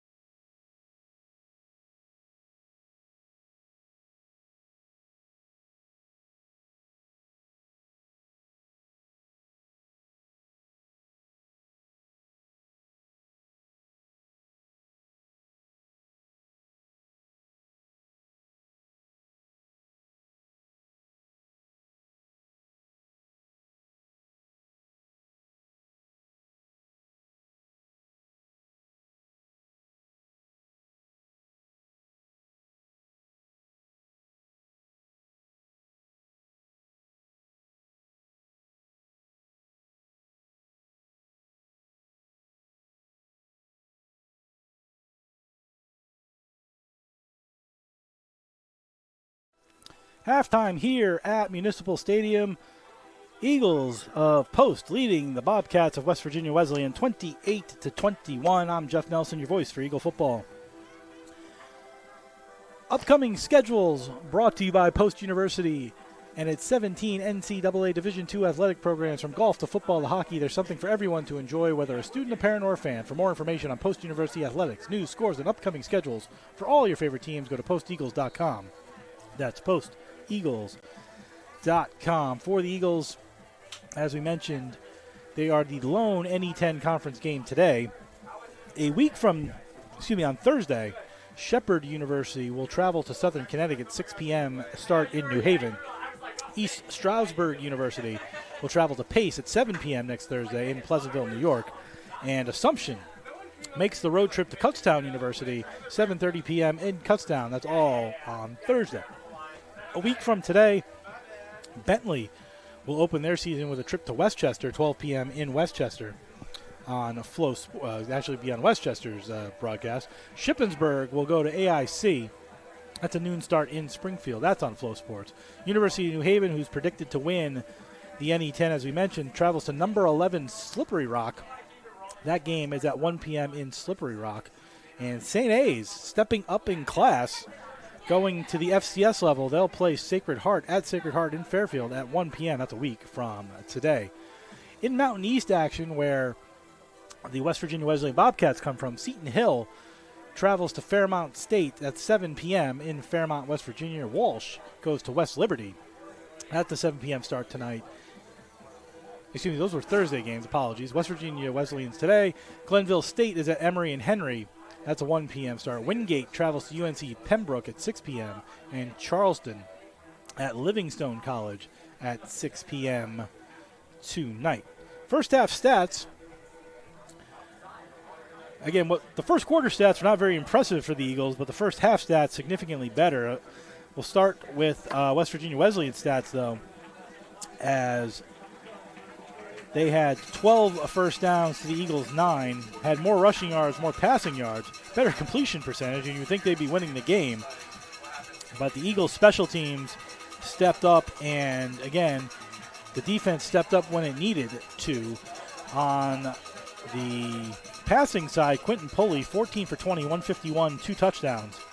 He was sacked once. Darius Cooper, 1 for 1 for 10 yards. This pass was to Pulley. Rushing, Kevin Mitchell, 10 attempts for 46 yards and a touchdown. Quentin Pulley, 4 for 28. Logan Altland, 2 carries for 9 yards, and B.J. Cook, 3 carries for 3 yards. Receiving-wise, Wesley Sweeney, 4 for 33. Darius Cooper, 3 for 58 and 2 touchdowns. Elijah Lewis, 3 for 28. And Deion King, 2 for 23. No sacks for West Virginia Wesleyan in the first half. For the Eagles, they had 9 first downs, 43 yards rushing, 106 yards passing. Malachi Taylor, 2 for 4, 64 yards and a touchdown. Tyler Famicon, 1 for 4, 42 yards, no touchdown. That was to Josh Tracy, who is the offensive star, with 3 receptions for 106 yards and a touchdown. Receiving, as Isaiah Emanuel, 8 carries for 32 yards. Tyler Famicon, 3 for 18 and a touchdown. Josh Tracy has 1 rush for 5 yards. And Jermaine Tillery has 1 for 4 yards. Tracy on the kick returns, 2 for 143 yards and a touchdown. So let's talk about Josh Tracy's numbers for a minute. He's got 3 receptions for 106 yards and a touchdown. He's got 1 rush for 5 yards. And he's got 2 kick returns for 143 yards and a touchdown. I think he's trying to get on that Division II Player of the Week or Division II Honor Roll. He's doing a good job. Eagles tackles. Travis Manqual has 5, leads the way.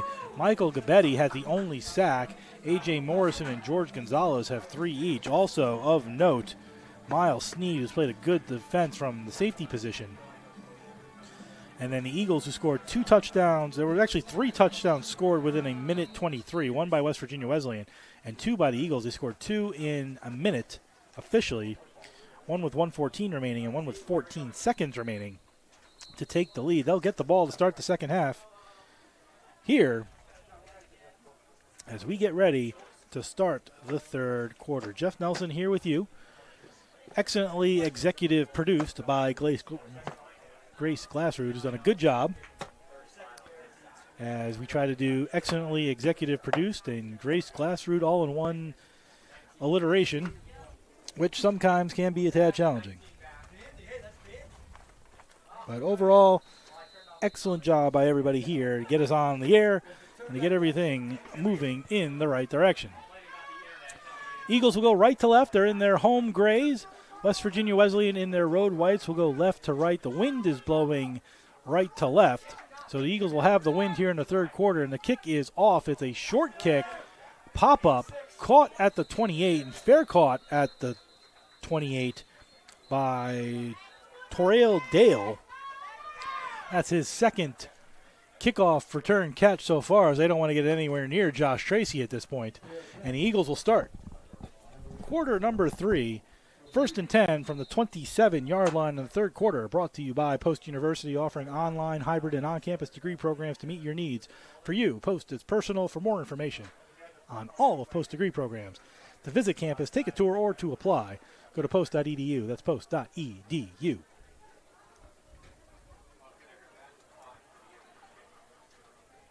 So there appears to also have been a penalty.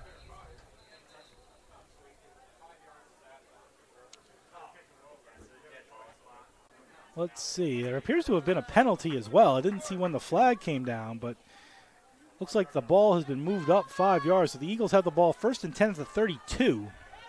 To start the third quarter, they lead by 7. Malachi Taylor back as quarterback. Takes the handoff. Takes the ball, hands off to Emmanuel. He fumbles the ball. It's on the ground and is taken by 96. Vincent Wells, 6'2", 230 sophomore out of Houston, Texas. And one play, and that's the second time today there's been a fumble. This time, though, recovered by West Virginia Wesleyan, who was only -6 in turnover margin last year. That's 120th in the nation, which is one of their better numbers. The Eagles were -14 last year. That's 5th from the bottom. And probably with ties, it might be 1 from the bottom, just an overall turnover margin. But the Eagles give the ball up on the first play of the second half. And so the Bobcats come back out. So that advantage of getting the ball to start the second half just goes away on one play. 6 seconds in. And back comes the Eagle defense. Twins to the right, single receiver left for Pulley with Mitchell behind him. Snap to Pulley. He'll fake the handoff to Mitchell and roll to the left. Avoids a hit, throws it over and high. He takes a hit for his trouble by 22, Amir Johnson. So Pulley avoided the hit initially and then took a big hit by Johnson anyway and threw an incompletion to make it 2nd and 10 as the Bobcats get the ball on the first offensive play of the second half as the Eagles fumble the handoff.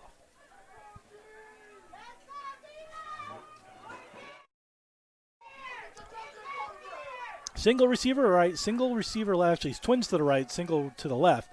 In the pistol is Pulley. Receiver now moves left to right. That's Sweeney. Handoff directly to Mitchell, who gets tackled after about a gain of a yard. First one in there to tackle was Michael Gabetti, as he led him into the pile, a 5'10", 180 sophomore out of Dumont, New Jersey. And that's 3rd, and they'll call it 10. They're not giving him a yard at all, so 3rd and 10.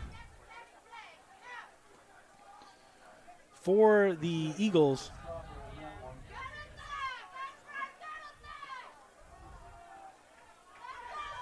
Excuse me, 3rd and 10 for the Bobcats. Snap, fakes the handoff, looks to throw over to Millie, throws it down the right side. It is caught by Cooper, and that should be a first down.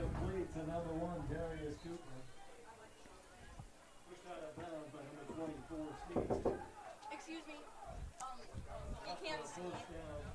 Thank you.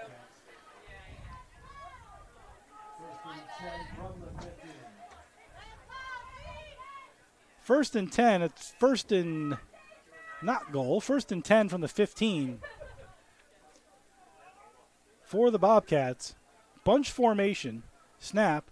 Gives to Mitchell, who goes off tackle to the left. He's dragged down, led by 4, Jaden Fleeting. And it's 2nd and 10 from the 15.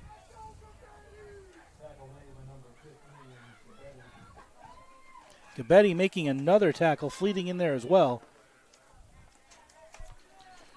And it's second down. Single receiver right, single receiver left. Snap is high, gives the handoff down. He gets up the middle to the 5-yard line. That should be first and goal, as Logan Atlin took the handoff after the high snap.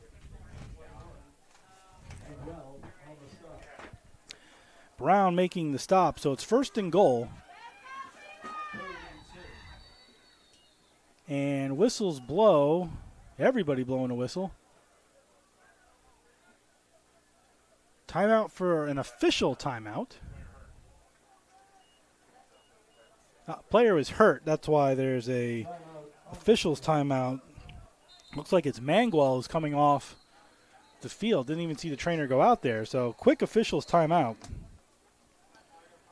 For Cooper, by the way, that was his 4th catch, the one that led to the first down. So now it's first and goal, from the 5. 2 minutes into the third quarter. Eagles got the ball to start the third quarter, turned it over on the first play. And now the Bobcats driving. First and goal. Atland in the backfield next to Pulley. He'll take the handoff. He'll try to go off tackle, and he's taken down by 3 Eagles, led by Amir Johnson. First one in there to make that tackle. See if they give him a loss as he tried to go up the middle, then veer off to off tackle for a loss of 2. Second and goal from the 7.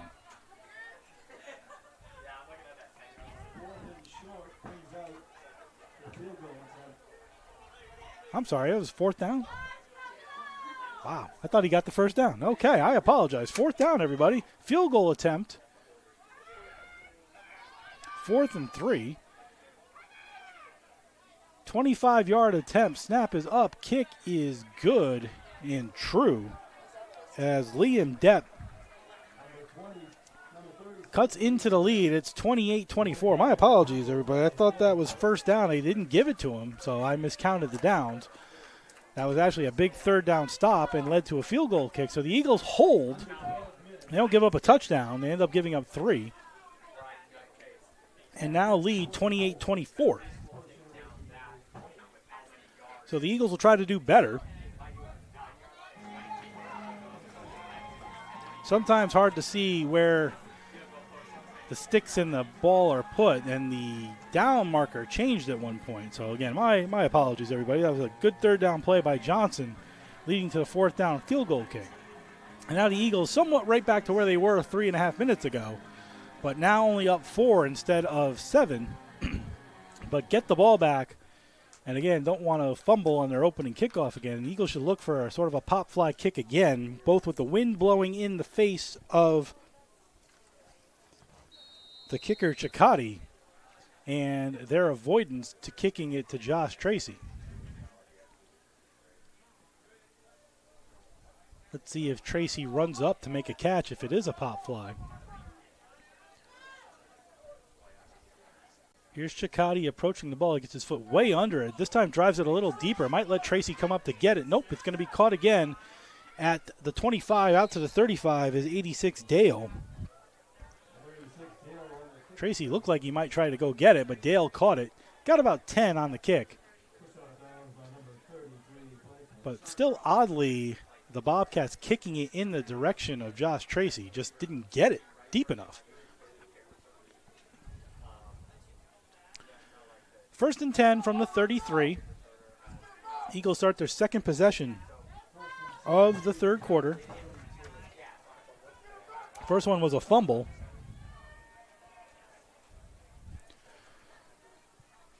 Famicon in the backfield this time for the Eagles. Snap. Gives to Emmanuel this time. Tries to go off tackle. A bit of a jet sweep type of run. Maybe gets 3 before he's tackled by 22 Riley Slaughter, redshirt freshman linebacker out of Roswell, Georgia. They'll give him the 36, so that's roughly a 3.5-yard gain, so we'll call it 2nd and 7. We'll give it 2nd and 7. Eagles need the 49. They're at the 42. Single receiver right, 2 to the left. Famicon takes the handoff, gives the handoff to Emmanuel. Took the high snap, gave it to Emmanuel, went right up the middle. Good block by Nick Moose. 52, one of the captains on this team. The center, 6 foot 260 out of Milford, New Jersey. Had a good block in there. Got Emmanuel the 3rd and 1 on the 6-yard gain. Quick snap, Famicon to Emmanuel. Tries to go up the middle again. He'll get the first down. Good job by the Eagles to move quickly, not let that Bobcat defense set. Famicon took the snap, got it to Emmanuel, and he got a first down. Eagles move those chains with the first down at the 46-yard line on their side of the field. 10 minutes to go in the third quarter. Eagles lead 28-24. Moving quickly. Twins to the left, single receiver right. Emmanuel still in the backfield next to Famicon. Takes the snap, fakes it, has 2 Bobcats rushing, gets the ball off. A nice one-handed catch by Brown. And he will get, we'll call it 3. There's a flag in the backfield as well. I don't know if that's holding on one of the Eagle tackles as 2 Bobcats rushed, or did Famicon take a late hit? Had to watch the receiver, Brown, make an excellent one-handed catch just to get the 3 yards. It's a personal foul, roughing the passer, and that'll give the Eagles another 15 yards. Again, I didn't see it behind the play. The flag was sort of in the backfield area. So the Eagles get another 15 yards, and West Virginia Wesleyan shooting themselves in the foot a little bit, just as they did at the end of the first half with a personal foul, and now they take another one. That's the 3rd personal foul in this game by West Virginia Wesleyan. You don't want to shoot yourself in the foot with penalties. They had 7 penalties for 62 yards in the first half, and there's another one there to take them to 8 for 77. Eagles just had 2 penalties for 6 yards in the first half. So 15 free yards after the Brown 3-yard catch. And now Famicon with Emmanuel to his left, single receiver left, Twins to the right. In motion goes Tillery from right to left. Snap to Famicon. Looks over the middle. Good blocking. Steps up in the pocket, though, and he's got space.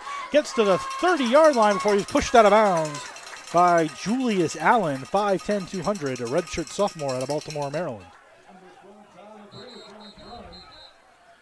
Ethan Brown is down in the backfield for the Eagles at the 45-yard line, rolled over from his back to his front. But good job by Famicon to gain 5 as the pocket collapsed. He had a good pocket, then it collapsed around him. Gained, we'll call it 5 for the purposes of this. He's at the 30. Eagles need the 20, just shy of the 25. They need to be just in front of the 25-yard line. 9:18 to go. Eagles lead 28-24. Eagles will play in 2 weeks at Lake Erie College, 2:30 p.m. Eastern in Paynesville, Ohio. And then they return to Municipal Stadium 3 weeks from today. 1 p.m. start. The NE10 home opener and then nothing but NE10 games after that.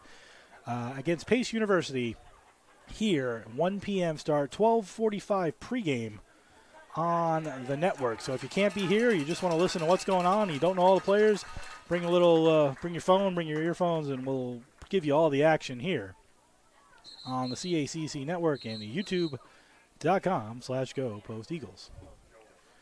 Brown able to walk off on his own power. See if he comes back into the game. But the Eagles have 2nd and 5, from the 30. Looking to score more points.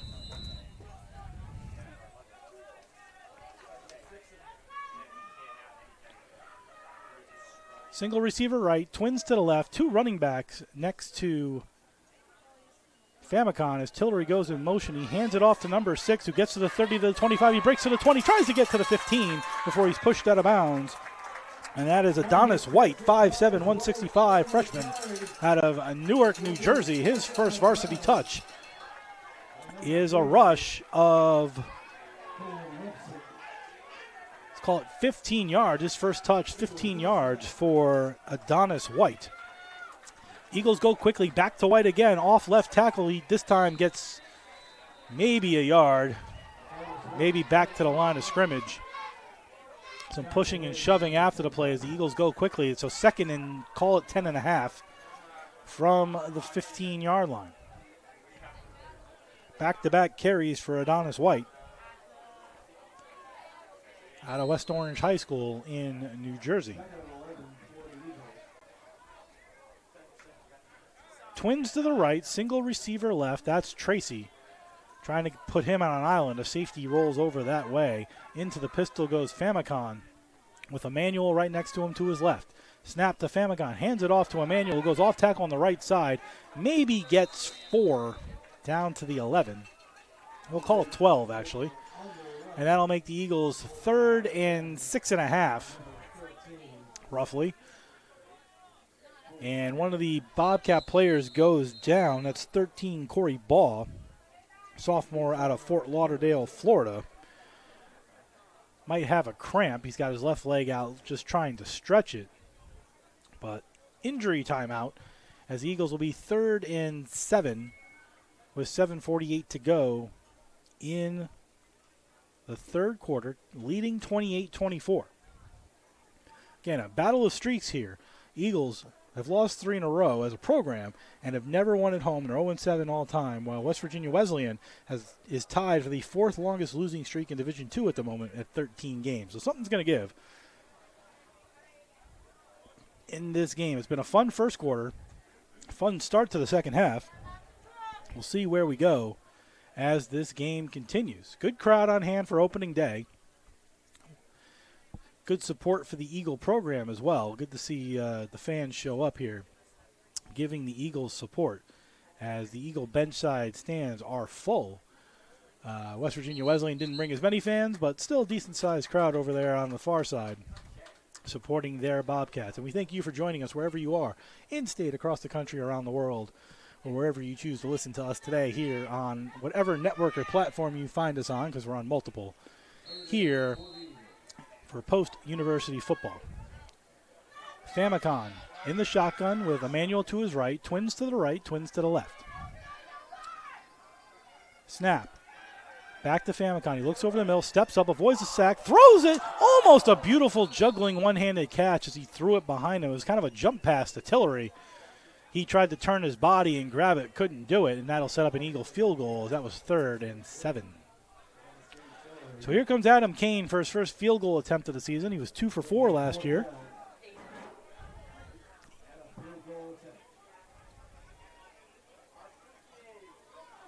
Two for 4 last year. And a flag is thrown. Is that too many men? What is that? Legal substitution on the offense. As there are 12 Eagles on the field right now. Now one of them goes running off. That's 77, Gio Rivera Jr. That'll push him back 5 yards, and Aiden Kane will take another crack at it. This time from 35 yards after the 5-yard too many men on the field penalty. 35-yard attempt for Kane. First of the season. He's 4 for 4 on extra points, but the Eagles looking to regain the 7-point lead. Snap is good. Hold is better. Kick by Kane is good and true. 35-yard field goal attempt by Aiden Kane. The 6', 199 sophomore from Newcastle in the United Kingdom. Wonder if he's a Newcastle soccer fan or Arsenal fan, apparently, according to my executive producer. Well, you can't all have taste, right? Either way, though, good kick. 35-yard field goal, and the Eagles regain the 7-point lead. It's 31-24 with 7:25 remaining in the third quarter. Both teams have traded field goals here in the third quarter. We went to halftime with the Eagles up 28-21, and now it's 31-24.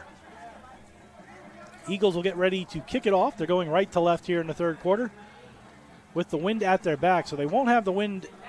They won't have the wind in the fourth quarter. It's not significant, but you've noticed on some of the kickoffs and the punts that if you're kicking toward the western direction where the wind's blowing about 9 to 10 miles an hour, you do get a little more kick, should we say. And the special teams is sort of of all the stats, the special teams is where West Virginia Wesleyan has struggled the most in recent seasons. So Kane with the ball in the 35, Scott, and looks like Lawson is back. Kane gets under. Good kick deep. That might get to the end zone. Scott has to catch it running backwards, and he does. And will take the touchback. It was actually Kevin Lawson from Pompano Beach, Florida, was the other back standing on the 5, just to give him proper playing credit. So another touchback sets the Bobcats up 1st and 10 from the 25.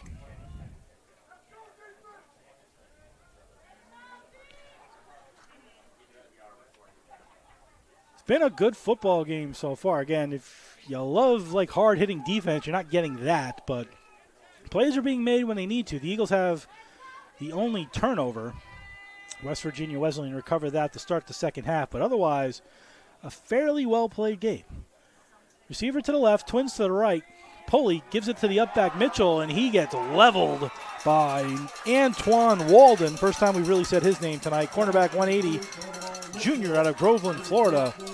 Hits Mitchell hard as he tried to give him a quick pass into the flat off the quick-moving snap, and he was leveled by Walden for a 3-yard loss. 2nd and 13 from the 22. Trips to the left, single receiver right. Mitchell in the backfield behind Pulley in the pistol. Snap. Hands it off to Mitchell, goes up the middle, basically gets those 3 yards back before he's tackled by 45, Zachary Jones, 6 foot 230 sophomore out of Springfield, Massachusetts. And that'll set up 3rd and 11. They'll call it 10 and a half, maybe 11. They're going to put it at the 24, so call it 11. They need the 35. It's 3rd and 11. Twins stacked to the left, single receiver tight right. Mitchell in the backfield behind Pulley in the pistol. Crowd getting up for this big 3rd down. Eagles lead by 7. Snap to Pulley. Doesn't even fake the handoff. Looking, pocket collapsing. Throws it to Mitchell out in the flat area, but he's tackled down by Jaden Fleeting after a loss of 3. And the Eagle defense, with their best stand of the game, get off in 3 plays and will get the ball back, barring something silly, on a punt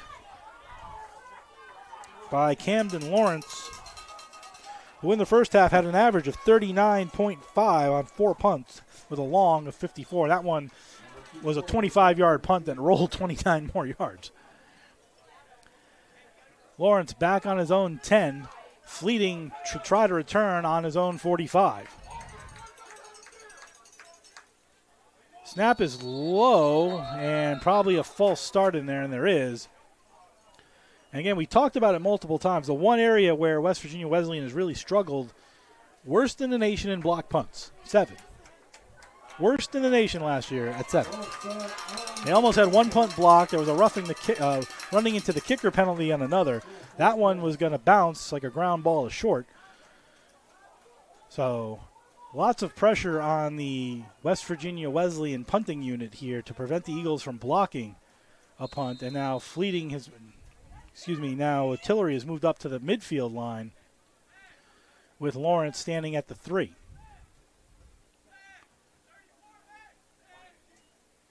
Lawrence gets a better snap, will get the ball off clean, but missed it off the side of his foot. It's going to bounce at the 40 and take a Bobcat bounce, but Tillery wisely grabbed it this time and gained about 3 yards, but kept the ball from rolling 10, 15 yards behind him.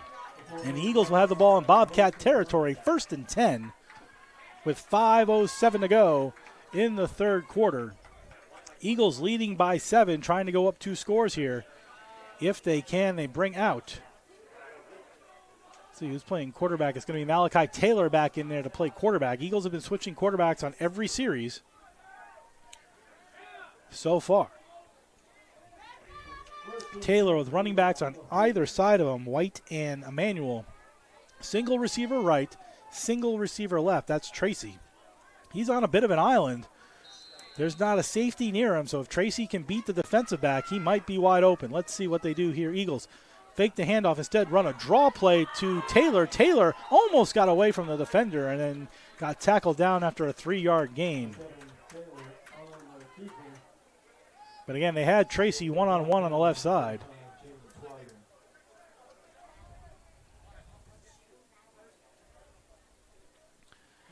Taylor taking a second to get back up, and he did.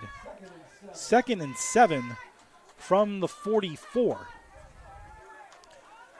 Trips to the right, all stacked. Single receiver again is Tracy. Safety is rolled over a little bit more this time, and Emmanuel in the backfield to his left. So not as much one-on-one, but Tracy has an option here if he throws it. Taylor throws it over the middle, caught by Tillery at the 25. Takes a big hit for his trouble, but Tillery hangs on. He's brought down by Derek Smith, 5'10 senior out of Lawrenceville, Georgia. But a first down on a bullet pass by Taylor, and the Eagles are in business again, 1st and 10 from the 25. Taylor stepped up and loaded the gun and fired that ball right into Tillery. And the Eagles 1st and 10, Twins receivers to the right. Emmanuel behind Taylor to his right. Tracy one-on-one to the left. Snap. Gives the handoff to Emmanuel with the hole up the middle. Offensive line doing a nice job, but a flag, that's probably holding. As the umpire got that flag out, he's motioned holding. And that's going to push the Eagles back 10 yards.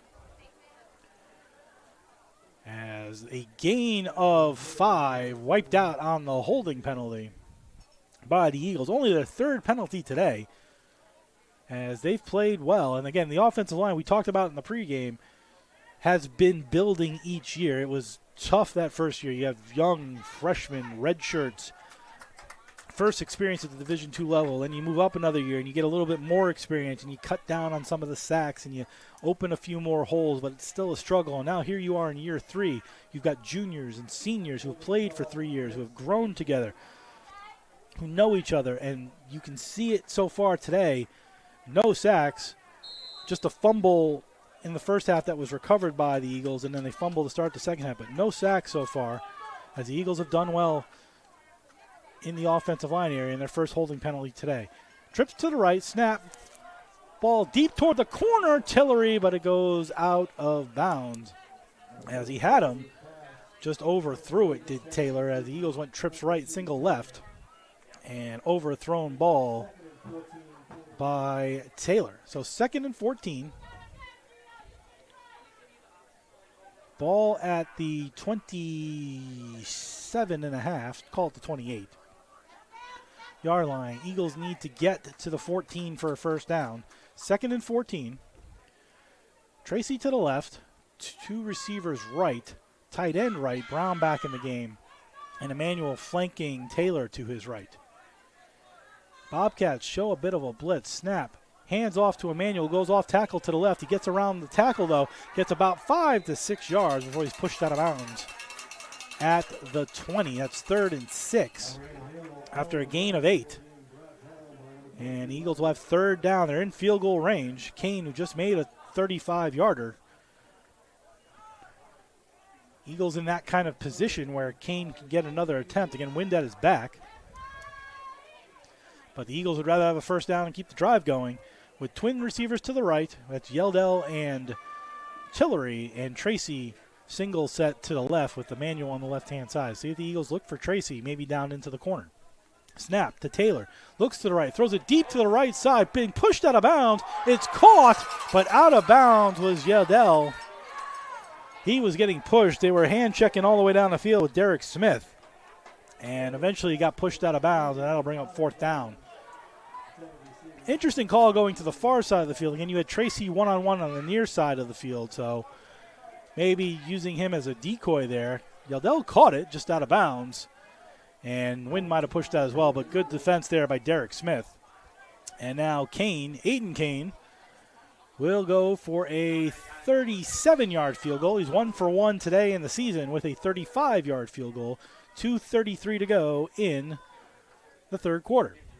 Snap is good. Stop down. Kick is up, and it is good. It's true, and Aiden Kane is 2 for 2 on kicks, field goal kicks, and 4 for 4 on extra points. As the Eagles may have found themselves a kicker, and his punting's gotten better as the game's gone on. And the Eagles take a 34-24 lead with 2:26 to go here in quarter number 3. Good job by Kane today. You can say Kane is one of the stars. You can say Josh Tracy is one of the stars for the Eagles today, but a lot of time left. And as you can see in football, I mean, the Eagles scored 2 touchdowns in a minute. Bobcats can easily turn that around. Again, Bobcats gave up an average of 50.5 points a game last season. The Eagle defense wasn't much better, but it played well today at times. And see if they can keep it up. They haven't turned over the Bobcats yet today, who were only -6 last season in that category. The Eagles have the only turnover, where they were -14 last season, 5th worst in the nation.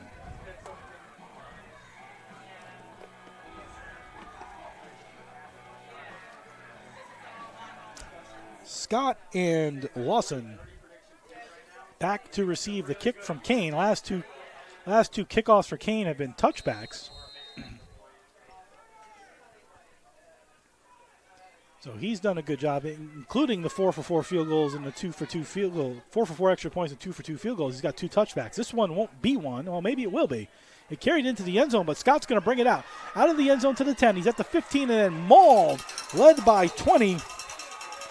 George Gonzalez, a linebacker out of Millville, New Jersey.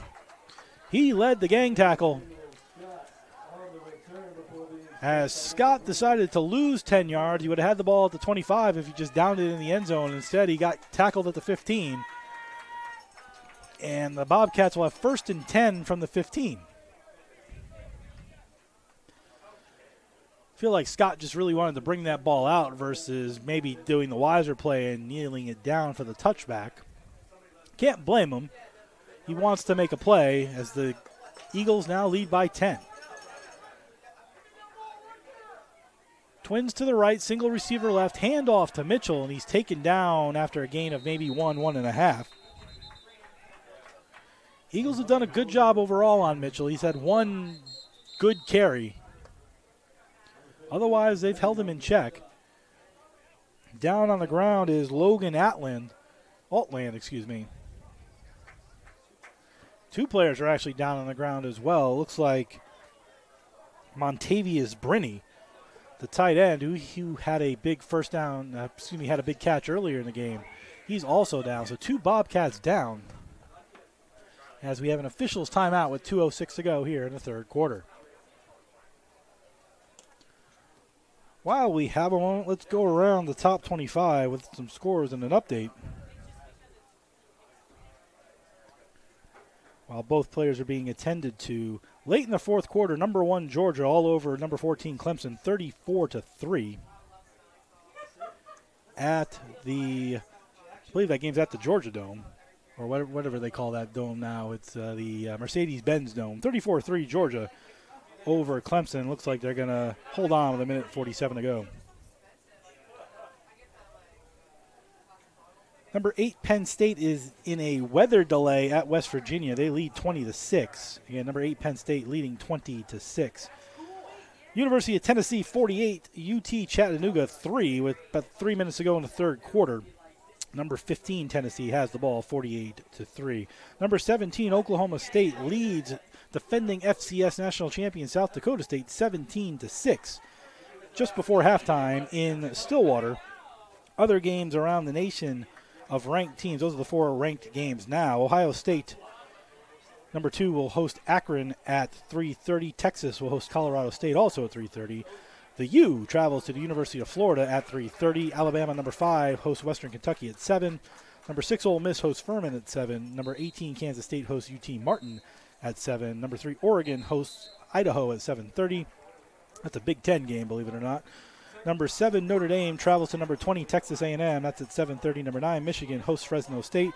And number 21, Arizona hosts New Mexico. Number 25, Iowa defeated Illinois State 40-0. Second down now with Twins to the left, single receiver right, handoff up the middle. Nope, he fakes it, tries to dip it off in the flat. It was caught by 38, Mac White, tight end freshman from Chicago, Illinois. Good fake on a handoff, faked me out by Pulley, whose completion percentage has been solid. Got it out for about a 5-yard gain, and that'll bring up 3rd and 5 at the 20. Twins to the right, single receiver left. Looks like that's Mitchell in the backfield. Fakes the handoff to Mitchell, gives it to Mitchell in the flat as he bakes out of the offensive line. He'll get the first down. Good play there by the Bobcats to get the first down and move the chains. And a Officials timeout again. Looks like there's another player down.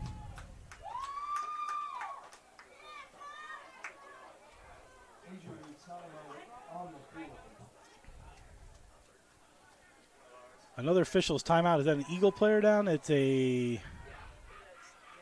Looks like an Eagle player. I can't see what number it is, though.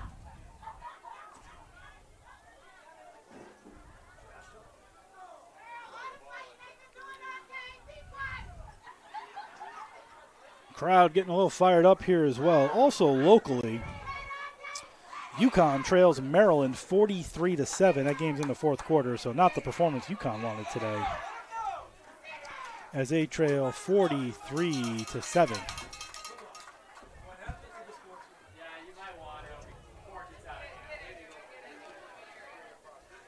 So the Eagles will be defensively 1st and 10, as the Bobcats will have the ball, 1st and 10. 1:18 to go in the third quarter, leading 34-24.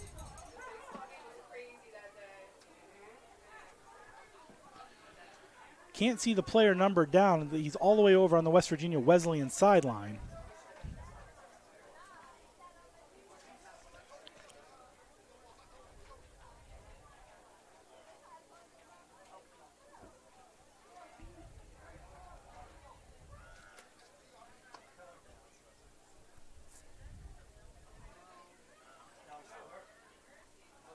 Still waiting for him to get up. Looks like they're grabbing a leg brace for, again, I don't know who the player is. I don't know if that was, I can't see the number from here as to who that is. So while we wait and be able to provide you with that information, Eagles' next game will be 2 weeks from today at Lake Erie College in Painesville, Ohio. The game starts at 2:30 p.m. Eastern Time. And then 3 weeks from today, September 21st, 1 p.m. home game against Pace University here at Municipal Stadium in Waterbury. 1:18 to go, third quarter. Eagles lead 34-24. West Virginia Wesleyan just got a first down. Eagles will be on defense still, and we're waiting. I can't see the number of the player who's down on the other end of the field, but they went to get him a leg brace. Doesn't look like they're bringing out the cart, but need to brace that leg in hopes of even getting him up. Again, good crowd on hand today. Any 10 play will get in full swing starting this Thursday. Southern Connecticut hosts Shepherd University at 6 p.m. in New Haven. Pace will host East Stroudsburg University at 7 p.m. in Pleasantville, New York. And Assumption travels to Kutztown University for a game at Kutztown. That's all on Thursday. And then a week from today, Bentley travels to Westchester at noon. Shippensburg comes to AIC at noon. New Haven, the league champions and picked to win again, will travel to number 11 Slippery Rock. That's 1 p.m. in Slippery Rock, Pennsylvania. And St. A's travels to Sacred Heart to play up a division, 1AA, 1 p.m. in Fairfield, a week from today.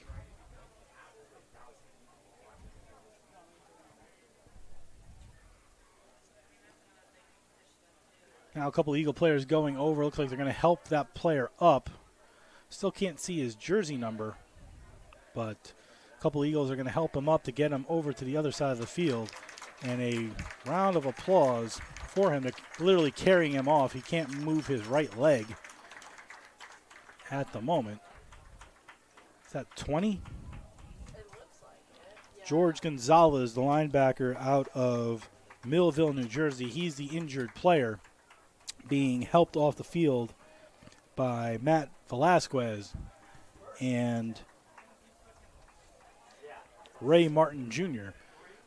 And it is 20, and he seems to be in a lot of pain. Again, they put a full sort of, not a plaster cast, but a full cast on his leg to get him off the field. He is in some intense pain as he's being carried off the field. And getting a round of applause again, George Gonzalez, linebacker, 5'10", 200 out of Millville, New Jersey. As the Eagles carry him off. But now we're here, first down and 10. Handoff to Mitchell, off tackle to the left, and he breaks a hole and gets about 6 yards as As soon as they got Gonzalez off the field, they ran that play quickly. 2nd and 4 with under a minute to go in the third quarter.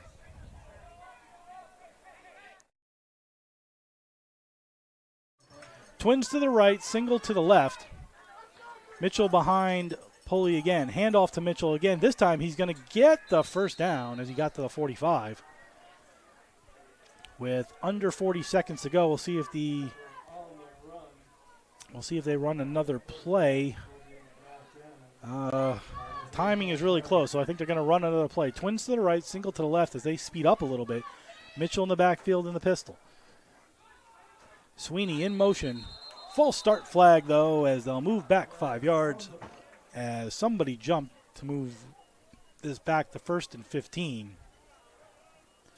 Somebody in the interior line jumped. And with Sweeney in motion, that moves him back 5 yards, so 1st and 15. Again, we've talked about that. They've taken some penalties, has West Virginia Wesleyan in this game. They're going to try to run a play, under 15 to go in the third quarter. Single right, Twins to the left, Mitchell behind Pulley. Sweeney again in motion, probably the same play. Hands it off, fakes the handoff, throws it to Sweeney behind him, and it's 2nd down and 15. And that's the end of the third quarter as time has run out, with the Eagles leading 34-24 and a big 3rd down upcoming. You're listening and watching to Post University Football on the CACC Network and youtube.com/Go Post Eagles. We'll be back in 1 minute with the start of the fourth quarter.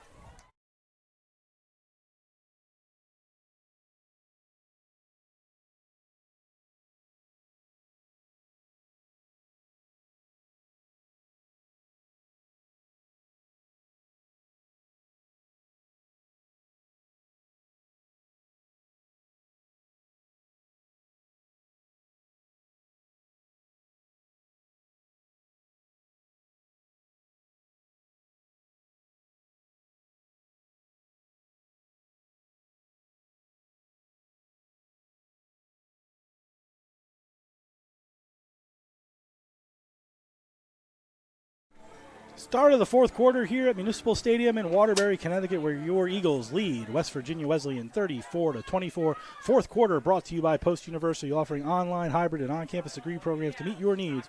For you, Post is personal. For more information on all of Post degree programs, to visit campus, take a tour, or apply, go to post.edu. That's post.edu.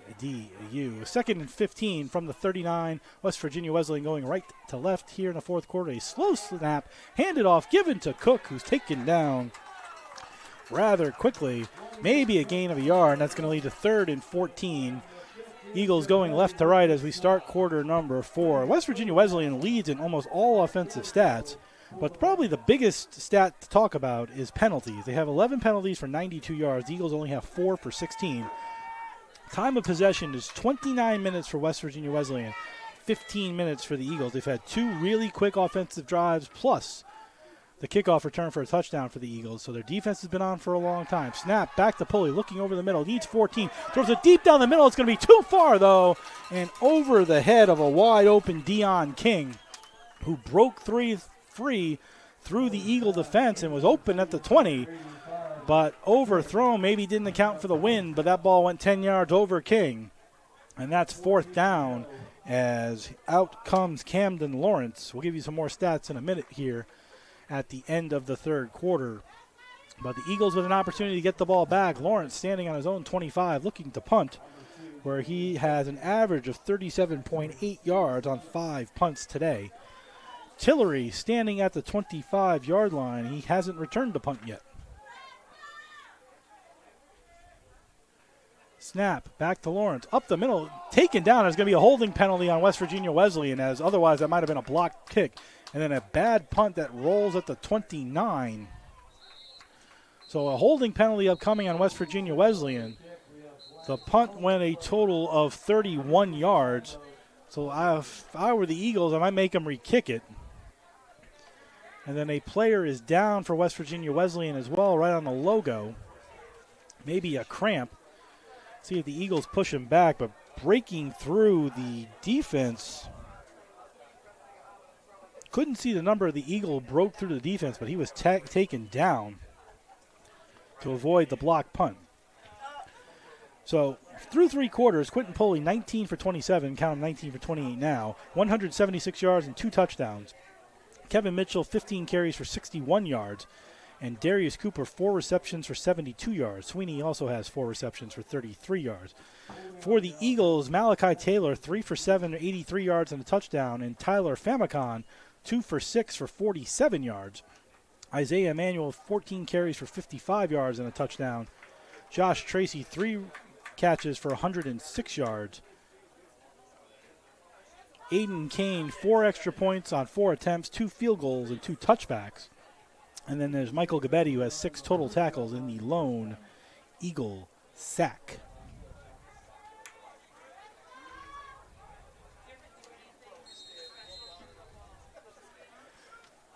First and 10, the Eagles just took the penalty instead and will take the ball at the 30. Famicon gives it to Emmanuel, who goes through the middle, breaks a tackle, still pushing forward, gains about 6.5, close to 7. He got to the 37, needs the 40. 2nd and 3 as Emmanuel continues grinding up to 63 yards. And the Eagles moving quickly again, twins to the right, single to the left, hands off again to Emmanuel, goes off tackle on the left side. He's trying to get the first down, and then per the line judge on the far side, he got it. First down Eagles with 13 minutes to go in the 4th quarter, leading by 10, looking for their first home win in program history. Also, the first time ever over 500.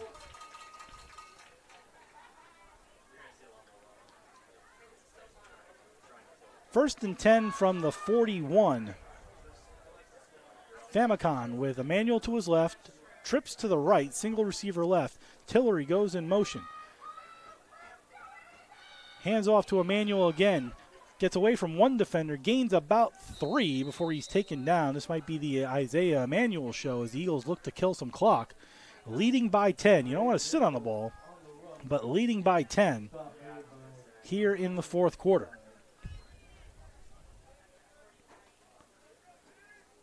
Eagles had switched quarterbacks on every drive. It was Taylor to start, then Famicon, then Taylor, then Famicon. And we can count through the drives, but it's Famicon's drive now with Emmanuel to his right, twins to the right, single receiver left. That's Tracy. Snap. Fakes the throw into the flat. Gives it to Tracy on a wide receiver screen, and he takes it at the 45-50. He's at the 45-30, 35-20, 25-15, 10-5. Joshua Tracy has done it again. Touchdown, Eagles! Into the nest he goes for the 3rd time today. 2nd reception on the wide receiver screen on the far side of the field. And the Eagles take a 40-24 lead. It's the Joshua Tracy show today as Tyler Famicon gets his first Division II touchdown pass. And Tracy gets another 55 yards to add to his day. He's well over 150 yards. And here's Aiden Kane looking for his 5th extra point. This is going into the wind with 12:18 to go in the 4th. Snap, spot, kick, up, good. It's 41-24, and the Eagles lead by 17. And just to break that down, this is the largest lead in program history through this being year number 3 at the Division II level. But a great wide receiver screen to Tracy, who is over 150 yards receiving today, 4 touchdowns, 161 yards. Sorry, 4 receptions, 161 yards, 2 touchdowns, a 95-yard kickoff return for a touchdown. And the Eagles have a 17-point lead with 12:18 to go in the 4th quarter. A lot of football left to play, but the Eagles doing all of the things they need to do and have a 17-point lead. Now they just need to make a defensive stop to keep the momentum churning forward as Scott and see who they put back there with Scott. Looks like 87 Ross this time.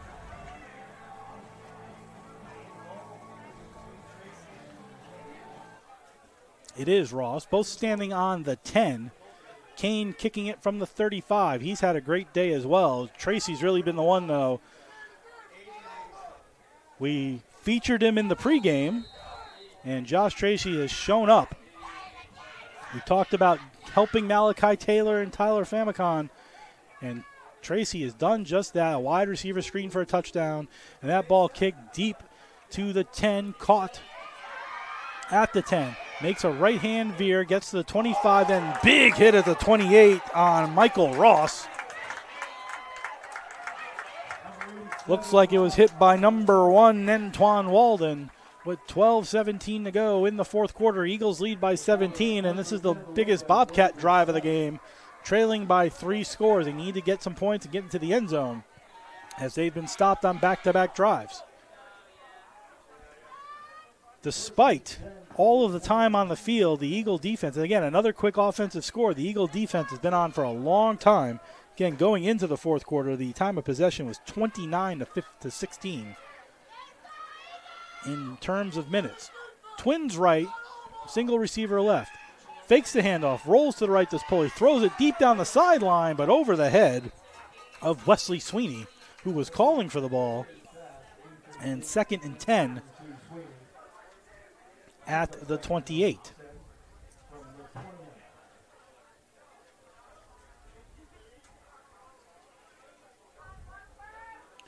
Second and 10.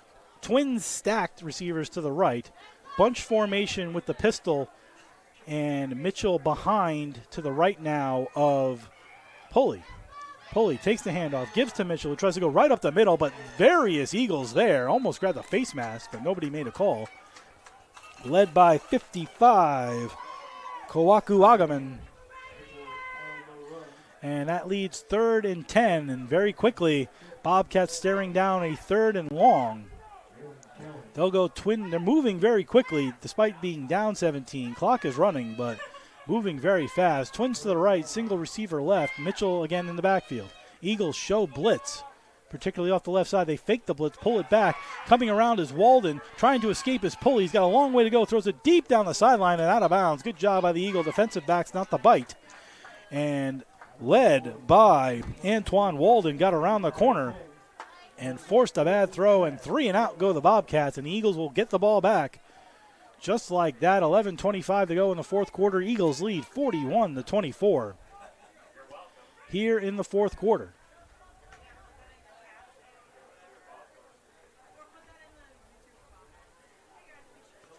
Tillery on his own 35.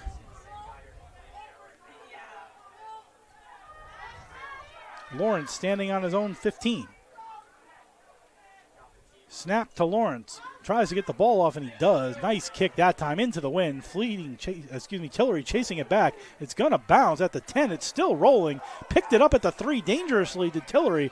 He might get 3 yards, and he's tackled at the 4. Tillery might have been better served to just let the ball bounce. It might have gone into the end zone. Instead, he picked it up at about the 2.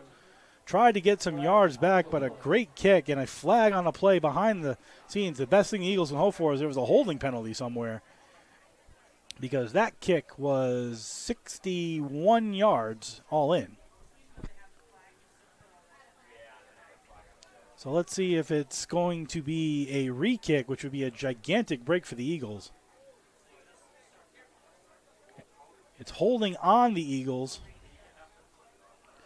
So that should push the Eagles back a couple of more yards, and they'll be deep in their own territory with 11:04 to go in the fourth quarter.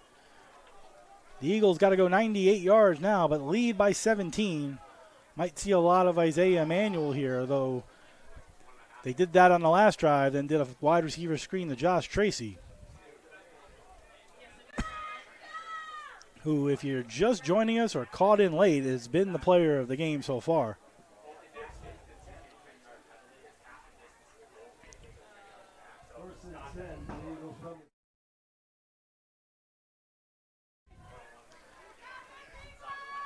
Single receiver right, a tight formation with Taylor giving off to Emanuel. He gets around the corner to avoid the safety, and he breaks free and gets out to the 10. Good run there by Emanuel. Late tackle out of bounds. That's not a late hit. He was just dragging him out of bounds on the tackle. But good job by Emanuel to avoid the first defensive lineman by the Bobcats to get out of the end zone. I think he got enough for a first down. He did. Good job by Isaiah Emanuel, who's pushing close to 100 yards himself. The referee is saying it's second down. Let's see. Hold on.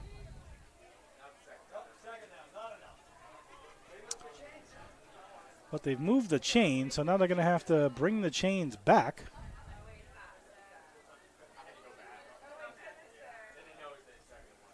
So it's going to be second and less than a yard.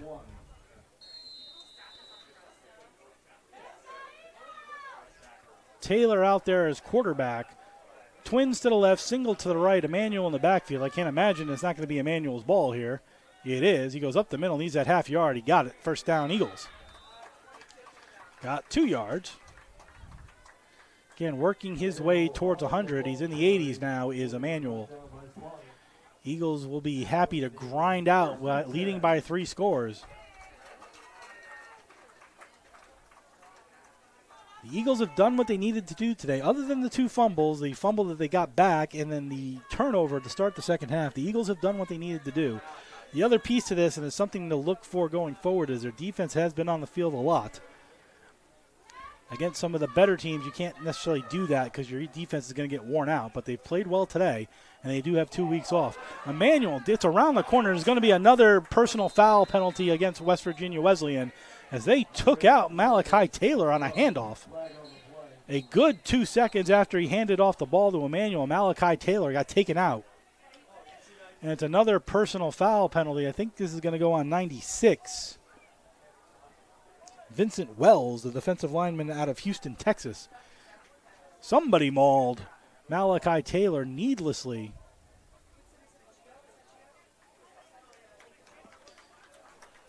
Again, it was a handoff handed to Emanuel, who was trying to break the corner, and they tackled Malachi Taylor, who didn't have the ball. Late hit, 15 yards, that moves the Eagles up. And you can see the frustration getting to the Bobcats. Single receiver left.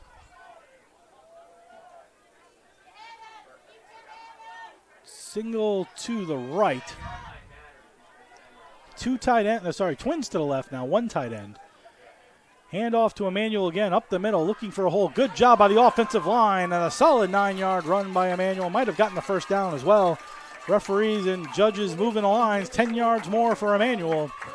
And the Eagles get another first down, and now Emanuel only a few yards away from 100 yards rushing today. A good job by the Eagle offensive line. And again, we've talked about it. Their 3rd year together as this program has grown. You get bigger, you get stronger, you get more comfortable, and you're used to playing with these guys. And you can see the offensive line today has been good.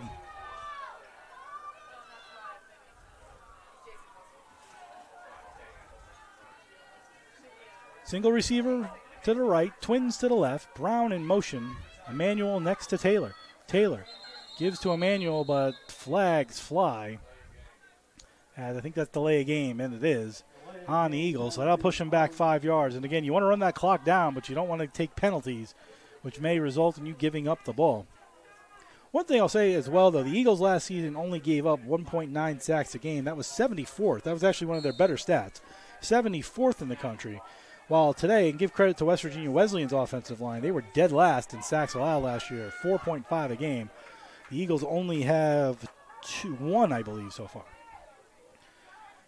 Twins left, single right. Brown in motion again.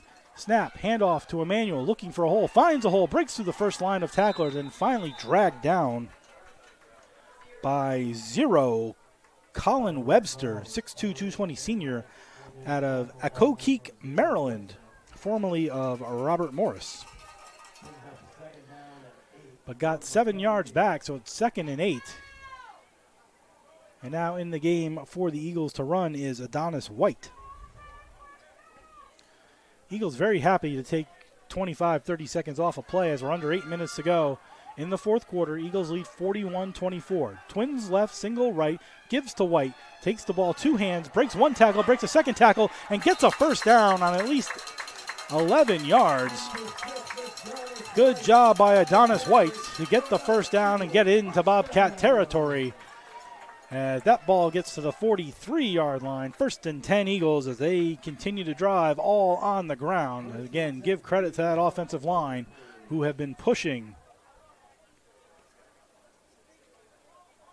the Bobcat D-line around in this game. Twins left, single right. Brown, the tight end, to the left of Taylor with White in the backfield to his right. Another handoff to White. Tries to go around one tackle, goes backwards and turns the corner. All of that. Ran 15 yards to gain 1. As actually at one point he ran backwards, but got the 1 yard to make it 2nd and 9. Under 7 minutes to go in the fourth quarter. Eagles lead 41-24. Looking for their first home win in program history, and also first time ever over 500 if they get the win today. So the Eagles looking to break some streaks. West Virginia Wesleyan looking to break their 13-game losing streak, which is tied for 4th longest in the nation. Twins on both sides, 2nd and 9. Taylor has White in the backfield. Now here comes timeout Eagles. Tracy was in motion. And the Eagles will call a timeout with 6:08 to go in the fourth on a big 2nd and 9. Eagle fans, the college sports season is beginning. Are you in the market for some post-university items, swag, or whatever? Are you looking for the latest in post-university clothing or branded items? Do you want to represent your Eagle fandom in the nest, on campus, around the neighborhood, at home, or on the road? If so, go to posteagles.com, click on the fans section on the right-hand side, then click on School Store to grab anything and everything Post Eagles. Use the code DEDICATED25 at checkout to receive 25% off your order of $100 or more. Exclusions do apply. That code is DEDICATED 25, DEDICATED 25. You can also visit the campus store and the Lever Student Center on campus. They are open Monday through Thursday, 9 a.m. to 4 p.m. 3 weeks from today, we're back home and on the CACC network and youtube.com/GoPostEagles as the Eagles will host Pace University here at Municipal Stadium in Waterbury. The NE10 opener, 1 p.m. kickoff, 12:45 pregame on all the networks. Twins right, single receiver left. That's Tracy who goes in motion from left to right. Snap back to Taylor looking to throw. Avoids the rush. Good job there. Moves around. Instead runs forward, gains about 3 yards, and then takes out half the West Virginia Wesleyan bench as he was tackled. There's a flag on the play. That might be holding. As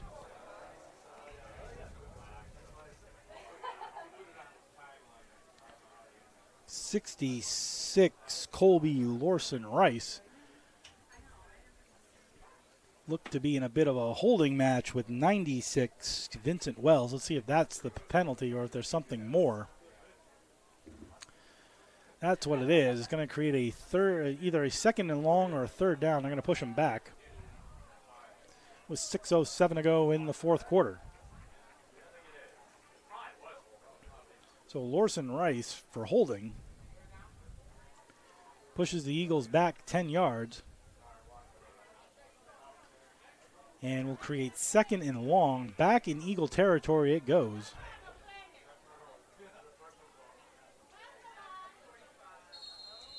So now it's 2nd and 21. 2nd and 21. Twins to the right, single receiver to the left. Snap. Handoff to Emmanuel, who tries to break the corner. Excuse me, it's not Emmanuel, it's White, who tried to break the corner, got back to the line of scrimmage, and that's it, and it's 3rd and 22. Under 6 minutes to go in the fourth. Eagles lead by 17, 3rd and 22.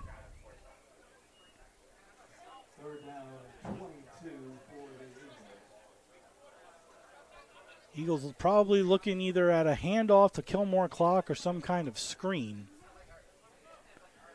It'd be interesting to see if they try to find Josh Tracy, who's on the far side of the field in the Twins formation. Yeldell over here on the near side as time continues to tick, close to 5 minutes. Snap, fakes the handoff, rolls out, gets the screen. Didn't get the play they were looking for. I'm not sure if that was supposed to go to White or if it was supposed to go to a coming back at Gambino. Either way, it kills the clock, and it brings up 4th and 22 with 5:01 to go in the fourth quarter.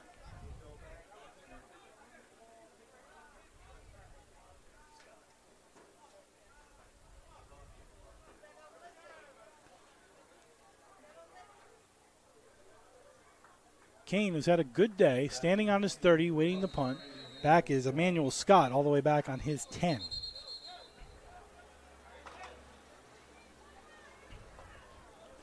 Timeout. Bobcats. Interesting to call a timeout when you're trailing and getting the ball back on a punt. Interesting time to do that.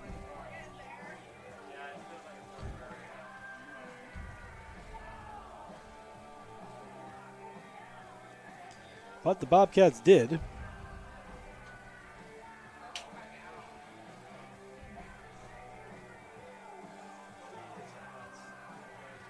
As we await the punt.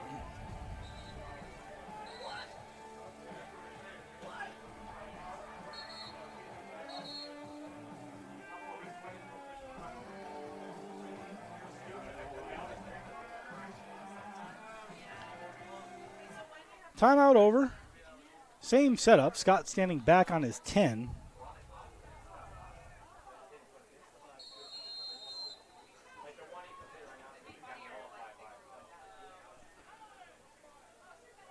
Kane waiting for the punt, standing on his own 30. 5:01 to go in the fourth. Eagles leading by 17. High snap, corralled by Kane, looking to avoid the block. He kicked it, but straight up in the air. It's a pop-up. It's going to land at the 38 and take an Eagle bounce. Rolling to the 28, and Scott dangerously takes it and gains 3 yards.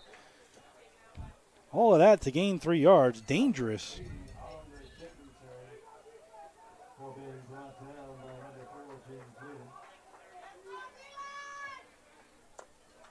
Now the Eagles have to play defense. 4:48 to go, leading by 17.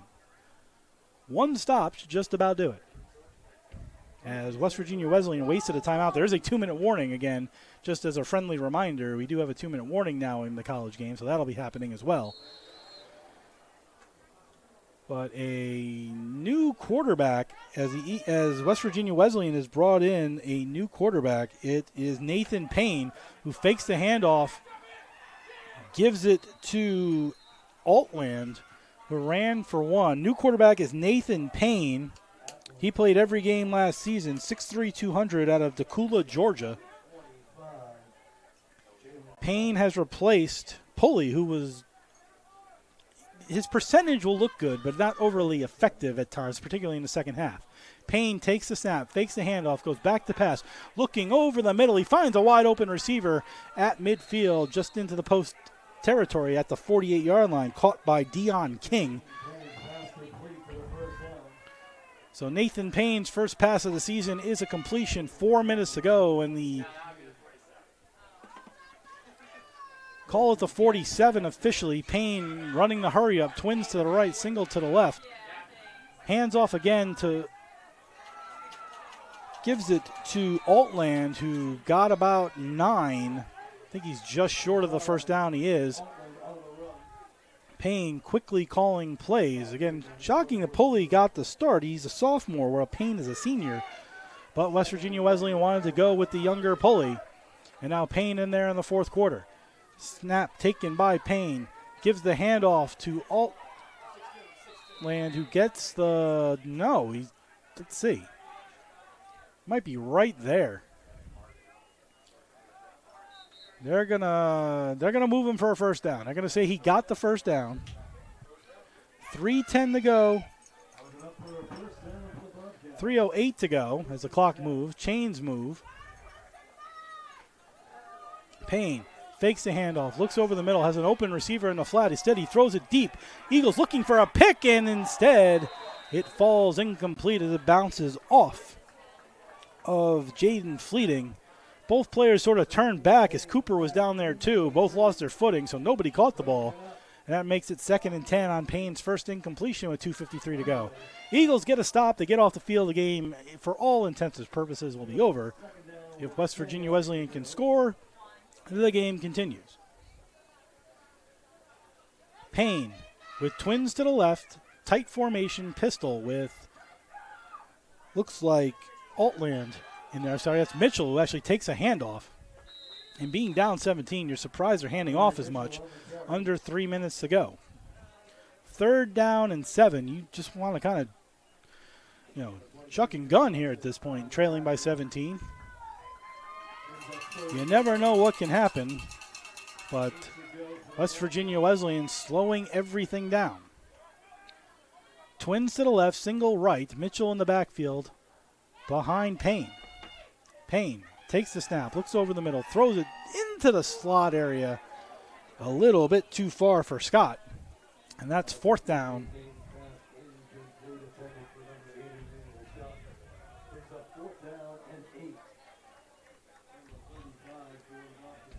Fourth and 8 at the 35-yard line. Bobcats need the 27. If they don't get it, the Eagles, with under 3 minutes to go, now West Virginia Wesleyan has the 2-minute warning and 2 timeouts, but can just sort of plow through the clock. Snap to Payne. Looks left, throws right, over the middle, behind Kevin Lawson. And that's it. They're off the field. The Eagles get off the field. And now it's just a question of time. A little over 2 minutes to go, so the first thing that's going to happen is the 2-minute warning. But legitimately, one timeout ices this, one first down ices this game. And the home fans will get an opportunity to celebrate for the first time in program history, as the Eagles 0-7 all-time at home are 2 minutes and 4 seconds away of game clock from getting their first ever home win.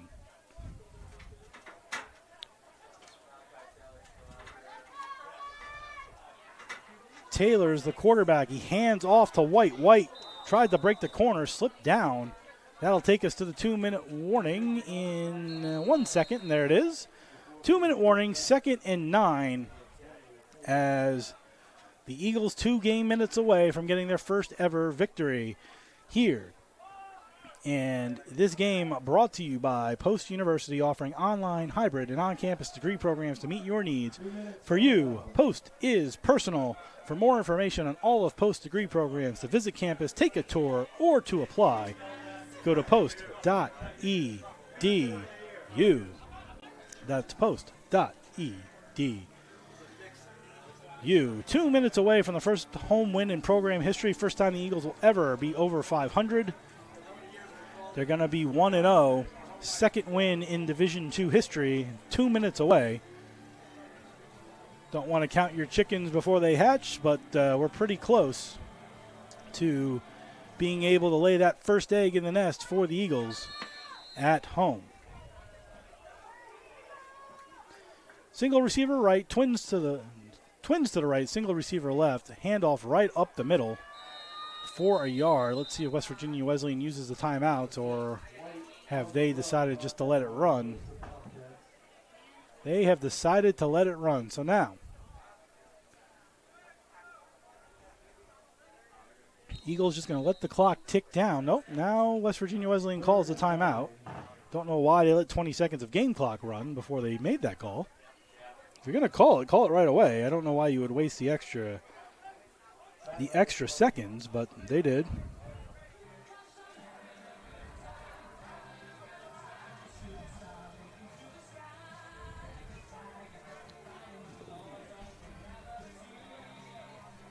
Scores around the top 25. Penn State and West Virginia still in a delay. Tennessee, number 15, leads Chattanooga 62-3. Oklahoma State, number 17, leads defending FCS national champion South Dakota State 17-6. Number 4, Texas has a 7-0 lead in the first quarter over Colorado State. Akron looking to pull off the all-time upset at Ohio State, leads 3-0. Miami and Florida, no score. Georgia, number 1 Georgia, demolishes Clemson 34-3. Trips to the left, single receiver right. This probably should be a handoff. It is. It's fumbled again on the handoff. The Eagles trying to get on top of it. And that has been the one major problem for the Eagles today. is that's the third time there's been a problem on the handoff exchange. Twice by Taylor, once by Famicon. Eagles got on top of it again, but against better teams, you can't fumble 3 times. And now it's 4th down and, well, to make it 11. Doesn't look like West Virginia Wesleyan is going to call another timeout. So the clock's ticking away. We're under a minute to go. They're going to have to punt it.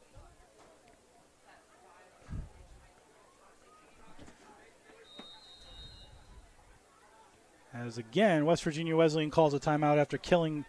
I don't understand why you call the timeout after you let the clock tick off for 30 seconds. If you're going to play to hope for a 17-point miracle, you call those timeouts right away. Why would you give up, roughly 40 seconds of clock with 2 minutes to go? I don't understand that strategy, but they're going to kick it away, and the Eagles got to play defense one more time. West Virginia Wesleyan will next play. What is their next game? Their next game is in 2 weeks. They will host Wheeling, 6:30 p.m. That's their home opener in Buchanan, West Virginia. 2 weeks from today, 9/14, against Wheeling, 6:30 p.m. in Buchanan. The Eagles will play in 2 weeks at Lake Erie College and return home in 3 to host Pace in the NE10 opener.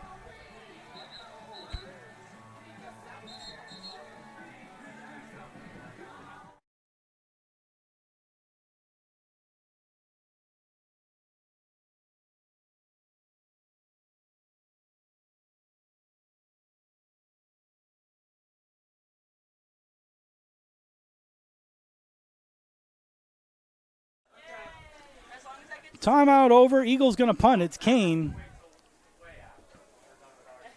with Scott back to receive at the 25. 57.5 seconds remaining, and the Eagles can celebrate their first home win. Snap to Kane's a bit low. He's going to get it off. Good driving kick into the wind. Scott will field it at the 35, take a big hit, get hit a third time, and then tackled out of bounds.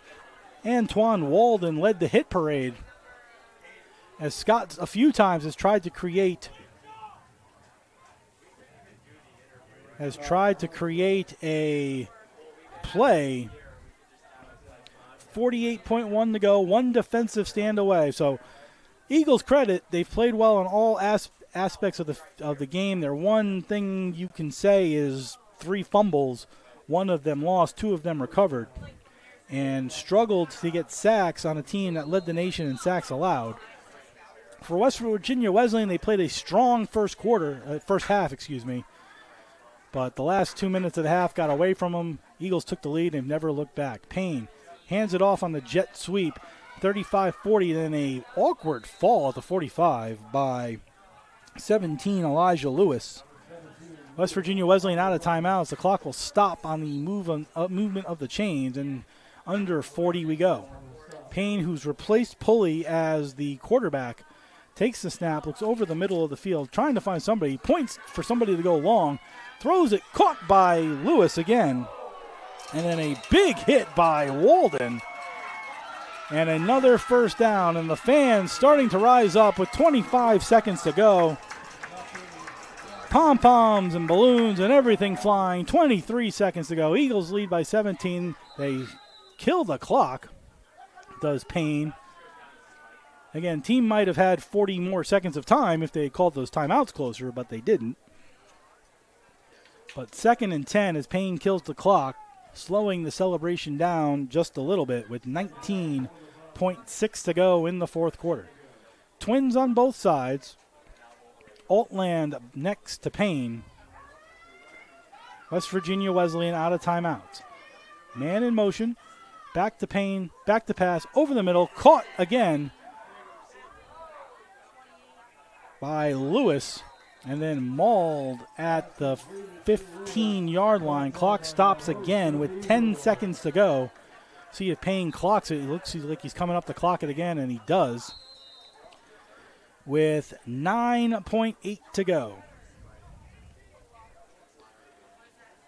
So I think we can officially say that the Eagles are going to win this game, because I've never seen 17 points scored in 9 seconds, and I don't think I'm going to see that today.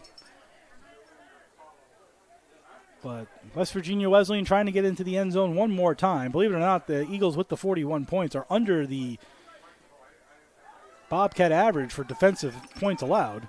Payne rolling out, hit from behind, throws it into the middle, looking for a pick. And there's still one play to go, 2.4, but there's going to be a penalty. It's going to be a penalty on West Virginia Wesleyan for a hit from behind. I don't know what you call that, maybe a chop block. What? A hit from behind, that's what they're going to call it.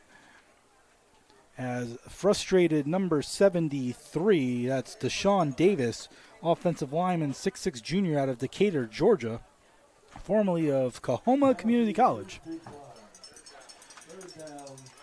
Takes the hit in the back penalty, and this should be the last play. Just don't want to see any frustration or anything here. Just want to get kind of everybody get out of here without anything else.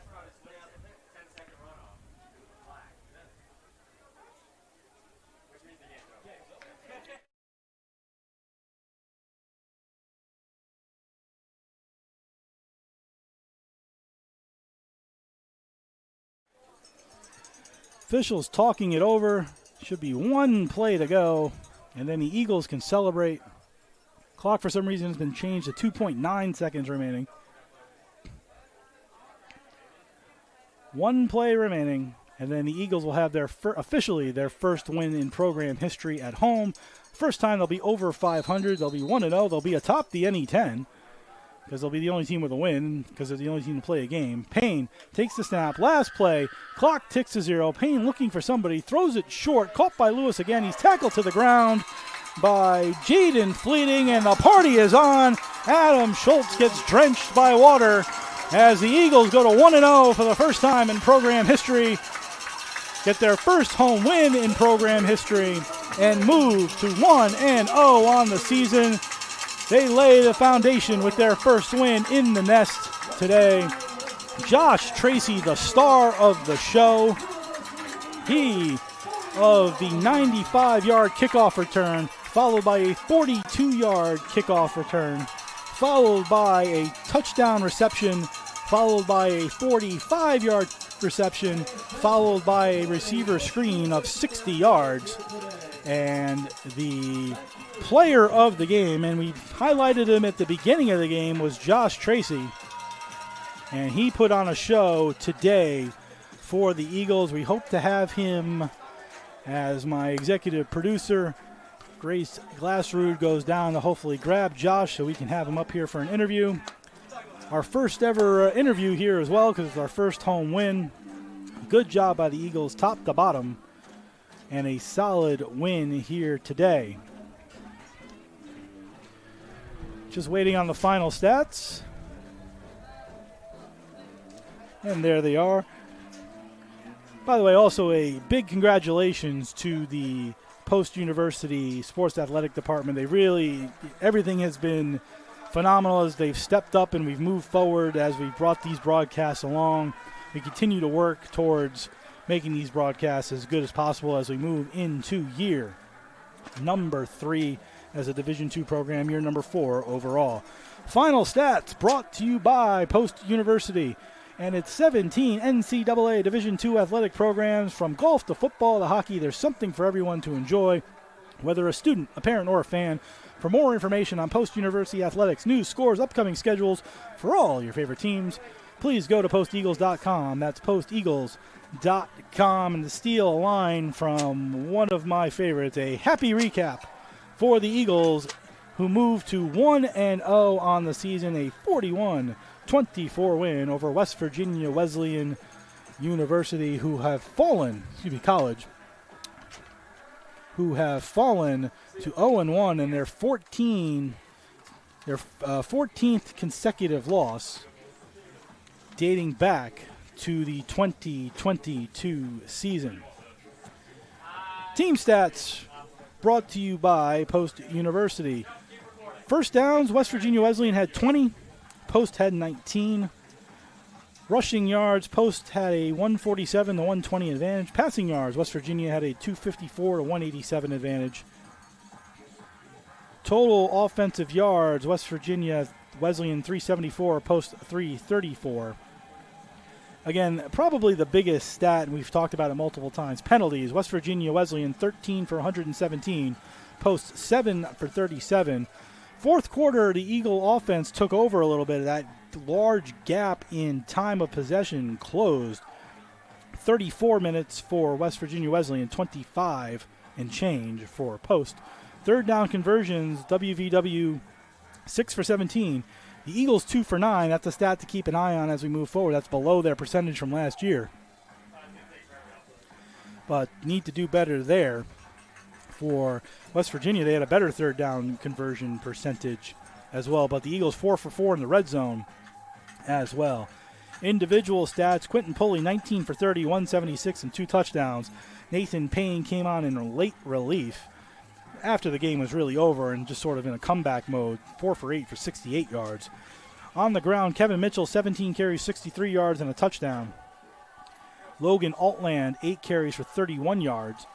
Quentin Pulley had 4 carries for 28 yards, and Elijah Lewis, 1 catch for 12 yards.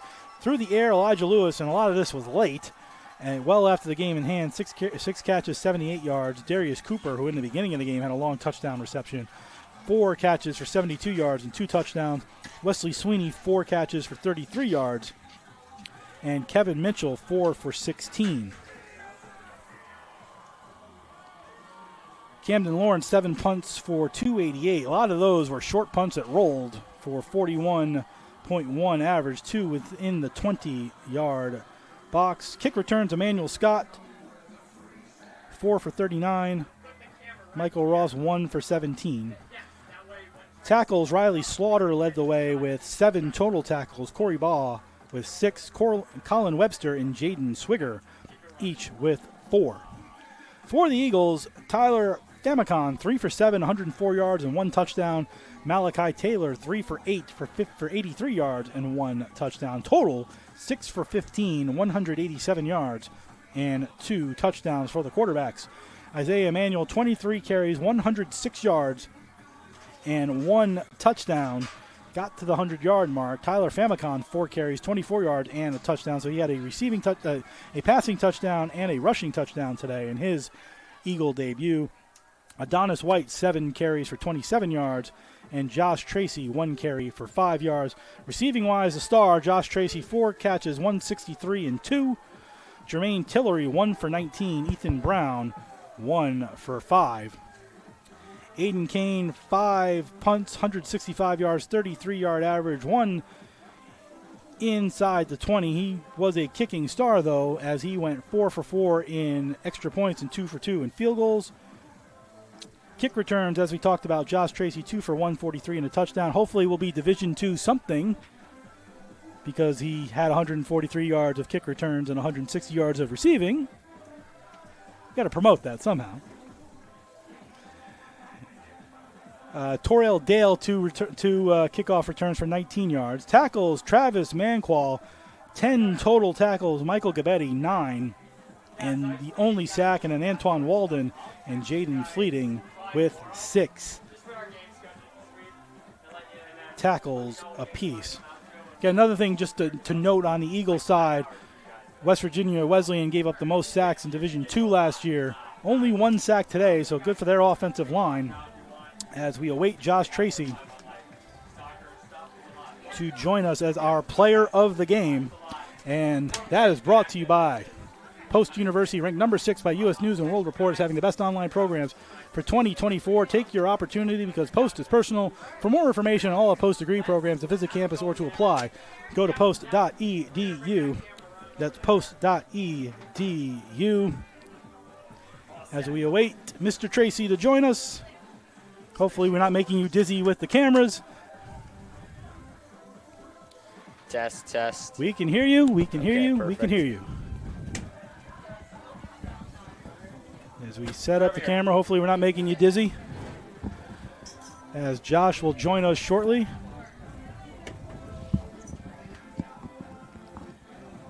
Josh, can you hear me? Yes, sir. All right, welcome. Congratulations. Great game today. Let's first talk about first win in program history at home. Talk about what that means for the team. It feels great. It means a lot. You know, we're a young team starting out, a young program, so this meant a lot coming. We got to keep moving forward. What's the next steps in moving forward? First win, 1-0. Looks good on paper. 2 weeks for the first road game. What do you guys need to do further as a team? Sure, we got to go back. We got to hit the film room, and we got to get better in there for sure. And you know, we got to we have a bye week this week too, so we got to take the wins and the losses and move forward with that. One thing about football, not an individual sport, but let's talk about you individually though. Kickoff return. As soon as they got up 7-0, you came back with a 95-yard kickoff return. What did you see? How'd that play open up? I didn't even think I was gonna score on that, but you know, it felt good. I don't know why they kicked me the ball, but hey. It was good to go out there and get a touchdown on the opening kickoff, so that was good. They did it again shortly thereafter. You almost pulled it again. The kicker kind of stuck his leg out there a little bit and got you. I thought they was going to call a flag on that one. I was supposed to have that touchdown too, for sure. So almost there, but you made up for it with 2 receptions for touchdowns, one wide open down the middle of the field. What were you seeing on that play? You had 5-10 yards on anybody. Yeah, the safety was down, so I didn't think they were going to call it 2 times in a row, but they played the same defense, so I told my coach, hit me. Let's do it. And then the wide receiver screen late in the fourth quarter to kind of bury this game away. What did you see on that one? Good blocking by everybody out there to get in front. Good blocking. You know, as soon as I caught the ball, usually I feel presence around me, but I didn't feel nobody, so I just kept going. So what goes in now, you enjoy this for the day, right? And then you come back and you wake up tomorrow and it's on to the next game, which is Lake Erie College. Yep. So what's the next steps in preparation? Obviously, rest a little bit, enjoy today, move forward to tomorrow. How do we move this team forward to where this isn't like, again, first win in program history at home? You're moving into the NE10. These games are going to get tougher. Right. It starts in the film room. I feel like we need to have a great week during this bye week, you know, prepping and watching the next team. And, yeah, just don't let this win right here get above our heads, and we'll be good. Last question. Talk about your 2 quarterbacks. You know, it can be a challenge at times playing multiple quarterbacks, but both Malachi and Tyler looked good today at times. Again, both of them got you the ball at times. Yes, they did. I talked to them too. I know I said it's hard because, you know, it's hard for them finding their rhythm sometimes. But I talked to them and they said they got me, and I told them I got them too. So, you know, we made it work. And Tyler is an old quarterback of mine that I used to play with in high school. So that was good working with him again. Familiarity. Yes, perfect. Sure. Brilliant. Josh, appreciate it. Congratulations on the first home win in program history. Josh Tracy, excellent day today. Let's give you his stats one more time. 4 receptions, 163 yards, 2 touchdowns, and then 2 kick returns, 143 yards, and 1 touchdown, 316 all-purpose yards. Congratulations, Josh. Good luck. Sir. We'll see you. Hopefully we'll do this again. Thank you. Hopefully. That's Josh Tracy. That's the end of our broadcast today on the CACC Network and YouTube.com/GoPostEagles. You're listening and watching the Post University Football on the CACC Network and YouTube.com/GoPostEagles.